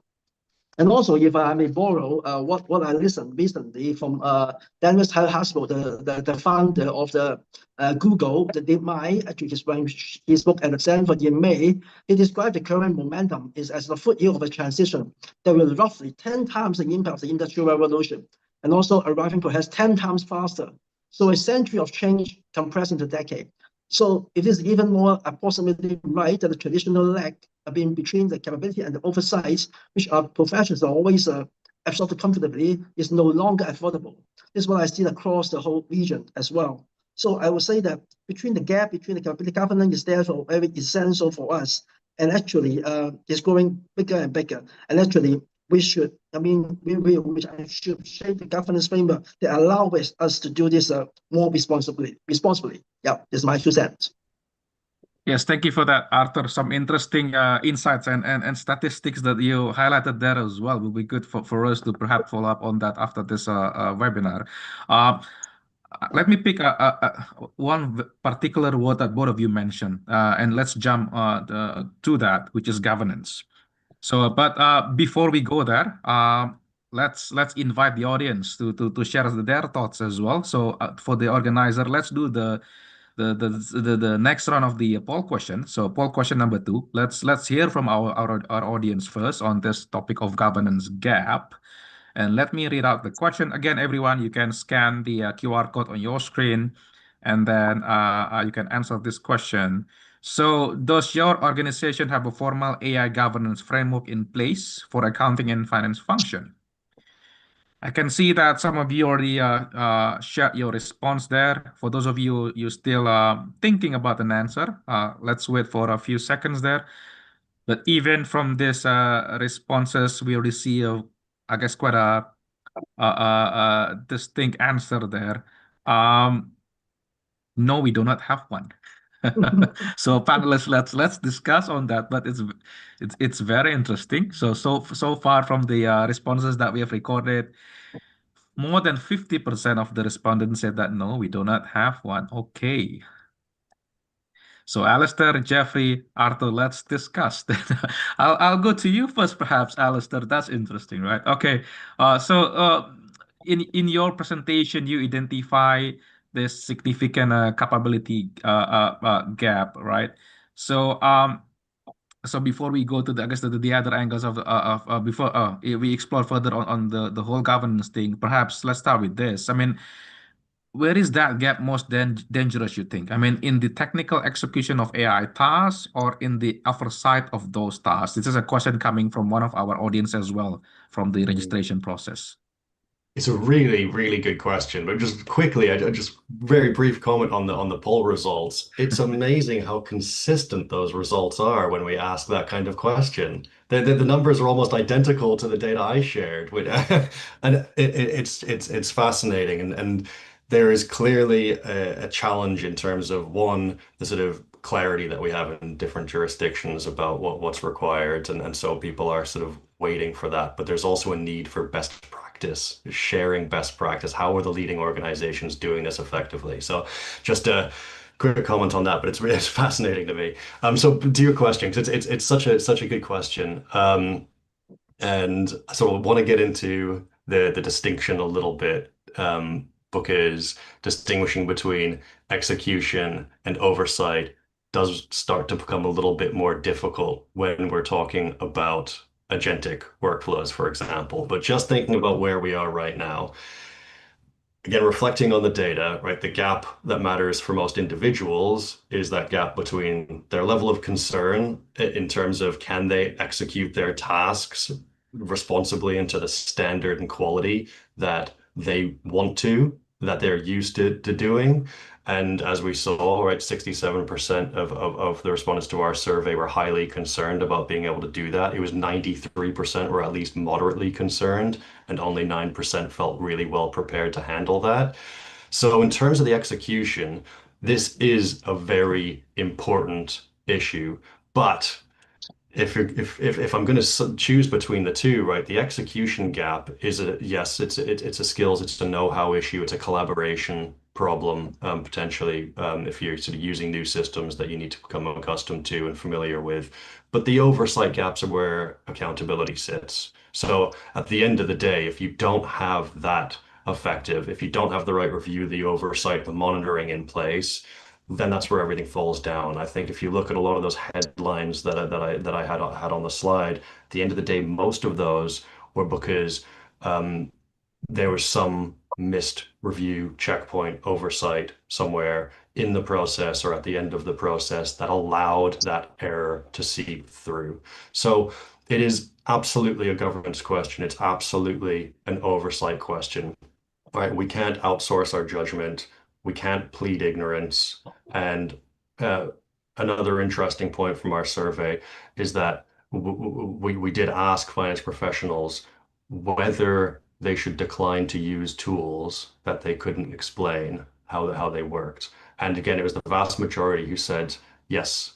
That if we cannot explain the process behind how an output is achieved, then it's very difficult for us to use those tools. So the failure modes in each case are kind of asymmetric in consequence, right? Oversight failures are amplified. Technical execution failure, if you have the right oversight and governance in place, should be able to be caught. But what I would just add at the end is that the two are becoming more difficult to separate, because if you don't have the kind of disposition to challenge an output, and you invite that kind of automation bias, that can seep in through different layers of oversight. It can lead to paralysis. So both are needed. You need vigilance at the execution layer. You need the automated checking at the execution layer, as well as the human checking. And then you also need the sort of human verification oversight at the end, and not least of which is if we start to think about the sort of training implications and training up juniors in the workplace and giving them that exposure and understanding of processes involved. So yeah, I'll leave it there. Which we will explore later, because we do have we received some question on that as well. But before we go there, Pak Jeffrey, let me go to you, because I mean, let's look at the practical level now. I mean, is there from your observation regionally, I mean, is there a particular type of firm or market in ASEAN where you think this risk is more acute right now? And from a practitioner's perspective, what does that governance gap actually look like in practice? Could you give us some insights, Pak? Yeah, thanks, Hockey. So I guess if we are trying to cluster it in terms of industrial market that exposed to the highest risk, supposedly I would say is the organization or industry that handle large amounts of data and information. It could be financial institution, it could be toll operators, where the adoption of AI is to perform reconciliation, which is the typical use case, automated journal entries. So imagine an organizations where you are handling millions or tens of millions of transactions at any given day. Financial institutions specifically from multiple sources, your credit card, your current account, saving account, from online transaction, offline transactions, right? Your legacy accounting ERP system will definitely record or flag any unreconciled transaction. Typically, organizations that adopt this AI technology, embed the AI technology with the ERP and perform reconciliations. The issue is not on the reconciliation itself. The issue is not on the result of the AI. And we did mention governance and where the highest risk. The question is, when the AI flag there is unreconciled item, when the AI flag that certain entries are incorrect, can you trust the result blindly? Or will you trust the result blindly? Or will you do a sample check when you have tens and millions of records of transaction in any given day? So my observation, industry that deals with large amount of data has the highest risk. And to your second questions, what does the governance gap in practice looks like? So typically, the governance gap for, I did mention reconciliation, is there is no tolerance or threshold being set. So AI will then just run hours and hours of reconciliations, and at the end of the day, the accountants will still question whether they can use the result to do whatever the reportings or whatever next step that they need to do. Another governance gap is forecasting, right? So AI is also commonly used for scenario analysis and also simulations. Typical governance gap is the obsolency of the model itself. There is no model validations, or there is no version being documented. I think the governance gap remains prevalent in Indonesia across organization, as the AI adoption hasn't reached its maturity level where it is intended. So I would say it's not the problem that AI could be wrong, but it's a question on, given that AI could be wrong, how would you redesign your internal control architecture around the new source of judgment and automations? That's an excellent, I guess, question to ask, Pak Jeffrey, to everyone as well, which I will actually try to explore with Arthur on that. So I guess from a governance perspective, Arthur, looking at this from the perspective of leadership, just what Pak Jeffrey has kindly alluded to, is what do you think are the most critical actions that leadership, boards and executives should take today to prevent this AI trust deficit, while still obviously allowing innovation to move quickly as well? Are there any particular mechanism that they need to put in place? Yeah, I mean, this is a very, very good question. And I think that first of all, I would say that the board should stop asking what is our AI strategy first, and start to asking harder questions. What is the AI already making decision for us? And who is accountable by the name? And what evidence would be produced tomorrow if a regulator come in and asks? So I will offer 4 actions, and we're trying to be concrete on that. The first is to establish a complete and honest infrastructure where AI is already being used, classified by the risk. Many individuals in the companies is already using the AI, even if the company doesn't know about it.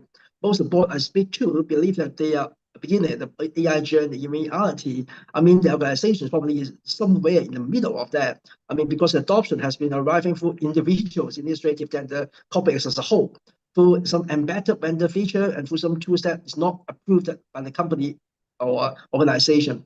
You cannot govern what you have not mapped, actually. And the classification matter as much as the inventory. A model that drafting internal minutes and a model influencing the credit decision or all the conclusion are not in the same animal. So we should not attract the same control. So I think the key is, first of all, get an inventory of what you are already in use. The second is to name accountability. Personally, I would think that a lot of regulators and even our monetary authority already requires that those board and senior management remains responsible for the decision and program. They drive it by generative AI. And our SSC already put it more precisely that specific tasks such as a validation may be delegated, but this responsibility still rests on the individual, not the machine. So the principle should be written into the board charter in the plain language that accountability is still, among the board members and not to the machine itself. The third is to insist on evidence rather than a policy. I would say the published AI policy is not governance, it's just the intention to govern. While converting intention to governance is documentation of those validation, the testing we have done, and how a model between the same question is asked in 3 different ways, of monitoring for model drift, of the pause at which the human review one could actually have said no. Just as, I think the point is stop talking into the hypothetical as someone to demonstrate the benefit. I would say that we need to apply the same discipline in governance as well. Do not describe the framework as evidence, we need to document all this evidence. The fourth, I think the one most people miss is the competency at the top. And then SFC actually, expect oversight to be exercised by fit and proper individuals with genuine competencies spanning AI, data science, and also model risk. So a board cannot ask an intelligent second question. If it is not exercising, if the CTO or technology office is exercising the oversight, is receiving a resource. So yeah, why is actually those at the top should be trained by the AI as well, so they can ask the right question and then challenge those the CTO, the users, what they are doing. So I would say that on balance, because question rightly asked about is not stiffening progress in my experience, the greater breaks on visibility innovation is not governance, it's ambiguity. When no one knows what is permitted, everybody will just either freeze or improve quietly. So actually, I think clear boundaries, those two status used, will help to accelerate the process. For the follow-up question, actually the 2 or 3 dimensions that matter most, I would say 3. First of all, the periodic independent evaluation of the system on which we place reliance on. We should regularly checking those evaluate all the systems that we are using. A model validation once in 2025 left untouched is not a governance model anymore, because data underneath you have moved even if the code says no. The second is a genuine human decision, right? Not a human presence. If those are monitoring the whole process, only have those cannot stop the whole. The machine is doing is not really monitoring the system. Actually, it's just walking the system. So I think that if you have got the human decision, is really has stopped what the decision is doing, what the machine is doing. The third one is disclosure and traceability. As that relies, we construct after the fact that we need all those internal records so that the system, what can data can be reviewed by whom. This documentation is very important. As a whole, for the professional bodies, one additional point is I think that this mechanism must be, we have to sometimes synchronize across our region. It will be if 11 or 12 jurisdiction, we build our 11 or 12 incompatible baseline, we have a kiosk. So we have our regional organization, we should synchronize among ourselves as well. This is my 2 cents on this question. Thank you. Yes, and thank you for that very comprehensive, response, Arthur. We do have a number of questions on governance and accountability, but in the interest of time, panelists, I would like to for us to go, directly to the skills and capability question, because I do want to touch on this briefly. What we can do is for the questions that we haven't answered from the audience, so we can come up with some information about that, which we can share with the audience after the webinar as part of our post event communication. So I do have to apologize for that, panelists and audience as well. So on this next part on skills, I think we have a poll question on this. Just quickly, let's check if our audience have shared their responses to this next question, which is on skills. Before we go to the panelists, yes. So what do you see as the biggest barrier to responsible AI adoption in your organization or market? And just to quickly check the result, it's quite, I would say there are 2 options or 2 answers that most of our audience selected. One is about the uncertainty of data privacy and ethical risks. and slightly below that is lack of staff skills and AI literacy. Okay, so to briefly discuss this, just to address some of the question on this, Jeffrey, let's go to you. So, as a practitioner, obviously, as an employer as well, what has changed in the way you approach structure and on-the-job training for an AI-enabled talent pipeline?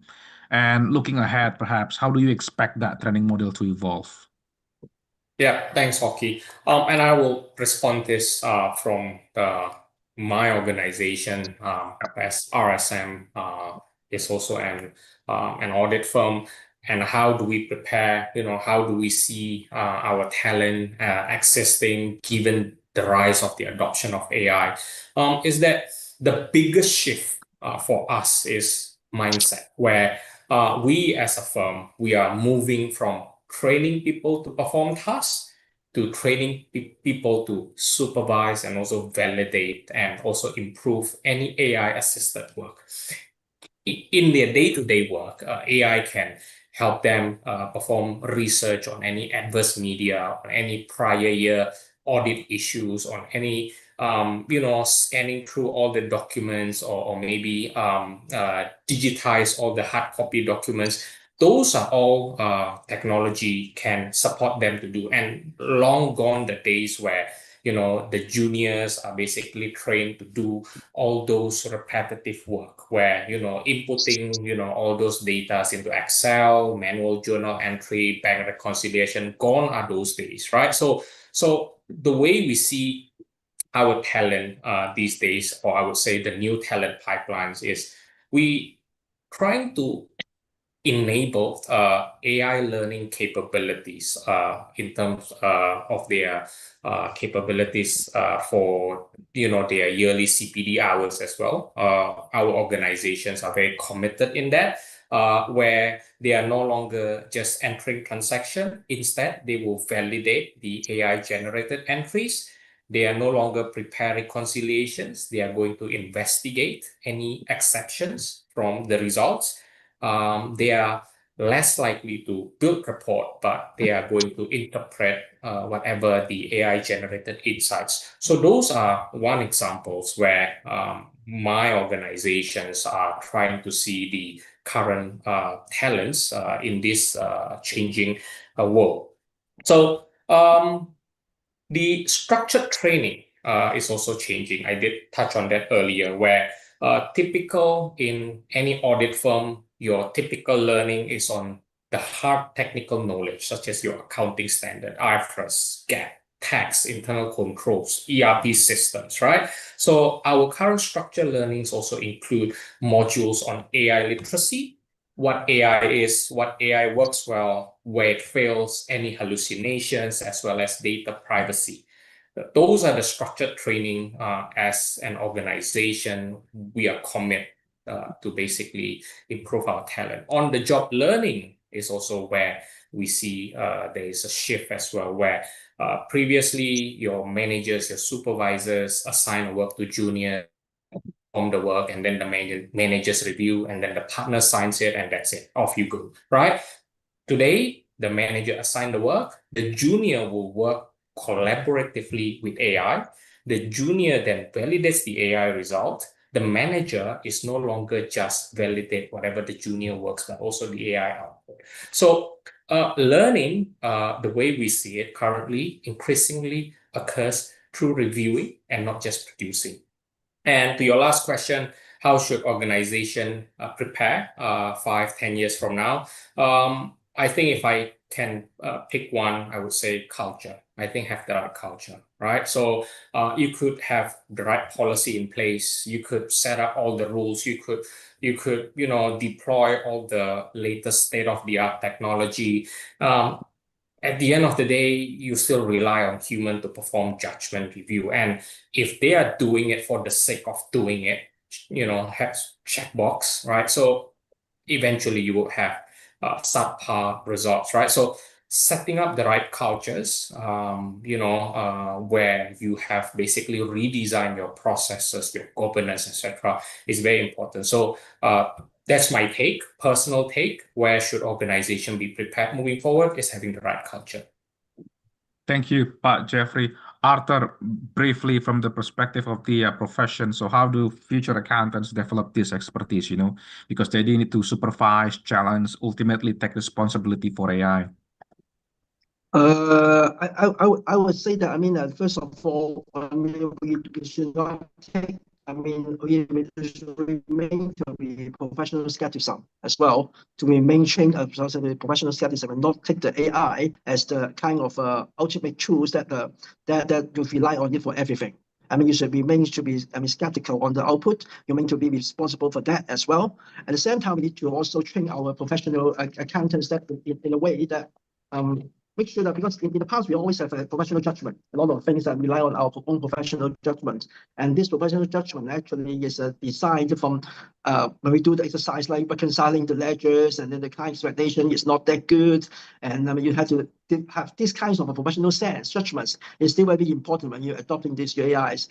When having AI, actually remove quite a bit of kinds of this practical experience that you have when you train your professional judgment. So probably we need to put in our education system, in the professional training, that we need to train the next generation or young accountants how to have this professional judgment. First of all, give them the, probably give them some, failure cases, whether they are clean ones, so that they can give them in the training, so AI output that contains some of those more problems or wrong conclusions, so that they can spot it, where to exercise the professional judgment, and probably some workshops, some scenario building as well, so that they can actually learn from those scenarios that what happens in the real world, how to exercise the professional judgment. Because what happens is that when we have more and more AIs, actually, it looks like the world is very clear, very easy. But at the same time, the individuals and young generation probably will lose out their kinds of traditional professional judgment that we engaged in the past through a lot of failure, a lot of difficult experience.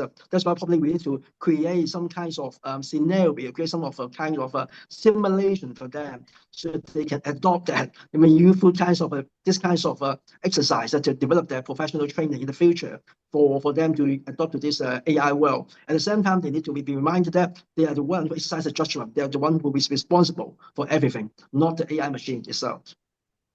Excellent, Arthur. And Alistair, just to close this off, this part of the discussion, so does this mean that we need to rethink now about how competence is developed and assessed? Should AI literacy eventually become a mandatory competency for chartered accountants, alongside ethics and CPD, for example? It's a great question, and yes, of course, because look, if we look at our profession, we are, because of the nature of the work that we do, because the amount of data that we have to troll through, because of what we're doing, we are very reliant on our software tools. And AI is an enhancement in the software that we're using, and we need to understand how that software works, its failure modes, its capabilities, all those things. So yes, of course, AI literacy has to be a core component. But that's the easy bit, because that's just knowledge obtained. The harder stuff is what Jeffrey and Arthur pointed out, which is how do we then build the disposition to exercise our judgment and our skepticism in this new environment when things are made easier for us, when we're given answers much more quickly, when we don't have to do a lot of the problem solving ourselves. And the challenge there is beating all these narratives out there that are comparing AI to humans, because that is obfuscating, it's confusing things, right? And when we interpret data and information, we're doing something very different than what AI is doing. We just need to remind people of that, right? When AI is interpreting data, it's pattern matching. When we're interpreting, we have set up a mental model that is connecting drivers to outcomes, and we do that intuitively and naturally, but we need to make that systematic, and we need to make that very transparent and clear. It needs to be an exercise. But that is part of the training. What it is now is understanding how we need to continue to operationalize that, to exercise that in this new environment, be vigilant about it and consistent about it. Thank you. I think I like that, a pattern matching against intuition, because that's the one thing that I think so far AI doesn't have. Not yet, maybe. Yeah. Okay. So Okay, so I'm aware of the time, Pak Toto. Perhaps if we can close by, I believe we have a final audience poll before we close with the panelists. Can we do the final questions, please? Or perhaps we already received the responses for the final question, so we can see the result. The panelists can see the result as well. So this is for the question of who do you think bears the primary responsibility for building AI governance capability in the accounting profession? Okay, that's a very, I guess, solid 38% as well. Regulators and governments through mandated frameworks. Which I think in a way also in line with some of the points that Rifki mentioned in his presentation, right? That important role of the regulators and governments. But I think to a certain extent, this is also a shared responsibility, right? It's not just with the regulators and the governments. I think this is a point that all three panelists and as well as Pak Rifki earlier made as well. This is a shared responsibility amongst the stakeholders. So it's not just the regulators and the governments, the policymakers. Okay, so that's great. So we are approaching the end of our discussion, obviously, and I want to close by moving from conversation to commitment. So the profession has been talking about AI for several years now, and awareness is no longer the gap. And I think this is being highlighted in our discussion today. The real gap is action, institutional, coordinated, and sustained. So rather than asking what the profession should do, I like to ask each of you something more concrete, the three of you. I asked the same question to Pak Rifki earlier, so hopefully you had the time to think about this. So let me go to you first, Jeffrey, and then Arthur, and then finally Alistair. So the one action that your organization is prepared to take or is already taking over the next 12 months to help close this AI governance and capability gap across ASEAN and Asia Pacific. Let's start with you, Pak Jeffrey. Yep, thanks, Oki. I guess I did mention earlier, my organization is not just fully aware, but is currently implementing a very structured exercise in enabling all professionals from juniors to partners, not only to be literate in terms of AI and what it does, but also using it on a day-to-day basis. And hopefully from that, literacy could then translate into broader social and community impact, whether that is redesigning, policies, procedures to further close the gap, or maybe support organization in solving their problems. So I guess that's the commitment that my organization is currently taking, and we will continue to take on that path. Thank you. Excellent, Pak Jeffrey. Arthur. Yes, I think that within the next 12 months, the ICPA actually will aim to put a practical AI governance toolkit in the hands of our members. It's not a thought leadership paper, but a kind of a really usable instrument that a model that use AI use policy, data handling and confidentiality protocol that can be used, will use with classified register as well, and also some of human review documentation checklist, and also an incident response template.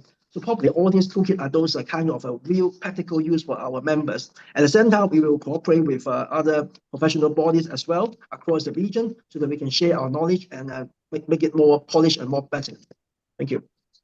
Thank you, Arthur. So no more excuse for everyone. There's plenty of toolkits available everywhere to support this AI journey.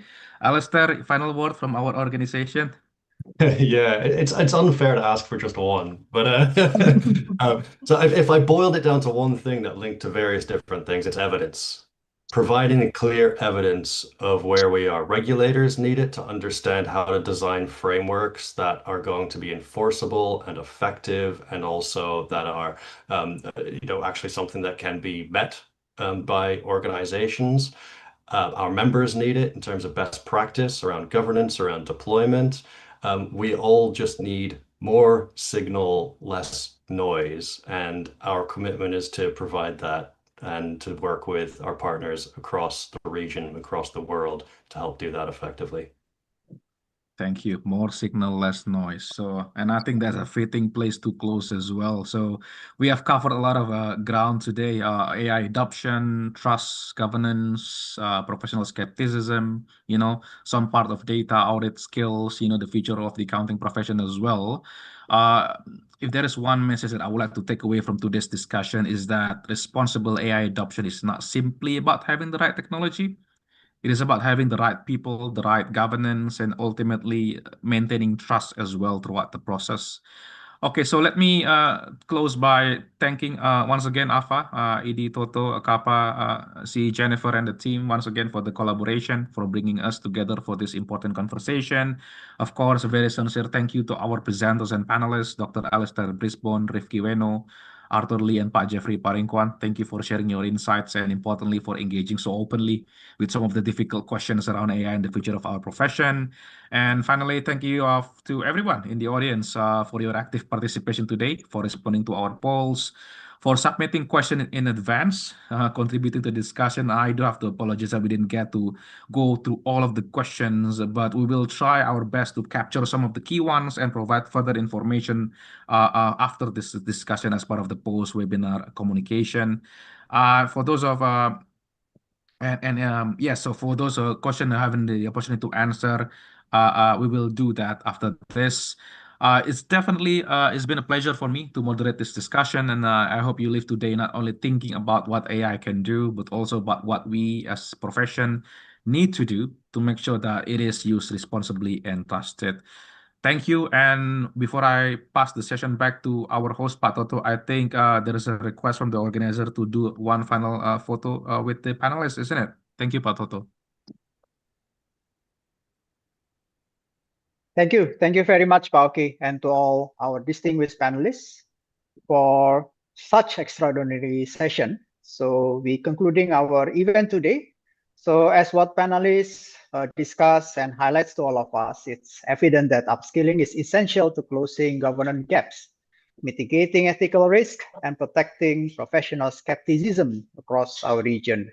So as what we have seen from the discussions that we had today, so AI is not just about the skills, but it involves many dimensions to our profession, because not like the previous tools or technology capabilities that we had in the past, this AI also involves the judgment and interpretations. So when it comes into interpretations, of course, it will give us more consequences and risks that we have to be aware. So on behalf of our organizers, AFA, CAPA, and ACCA, thank you to all speakers, panelists, and attendees. And we also like to remind you again, please help us to fill out the post-event survey. We will send you via email the certificate of participation once you complete the survey accordingly. The team already shared the link to the survey as what you can see in the chat box. In the survey, also please help us. Please help to inform us what topics or issues that we need to address in the next or upcoming event from AFA, CAPA, ACCA, and our other partners. So thank you again, and we wish you very successful all kind of works that you have in your activities. Thank you very much.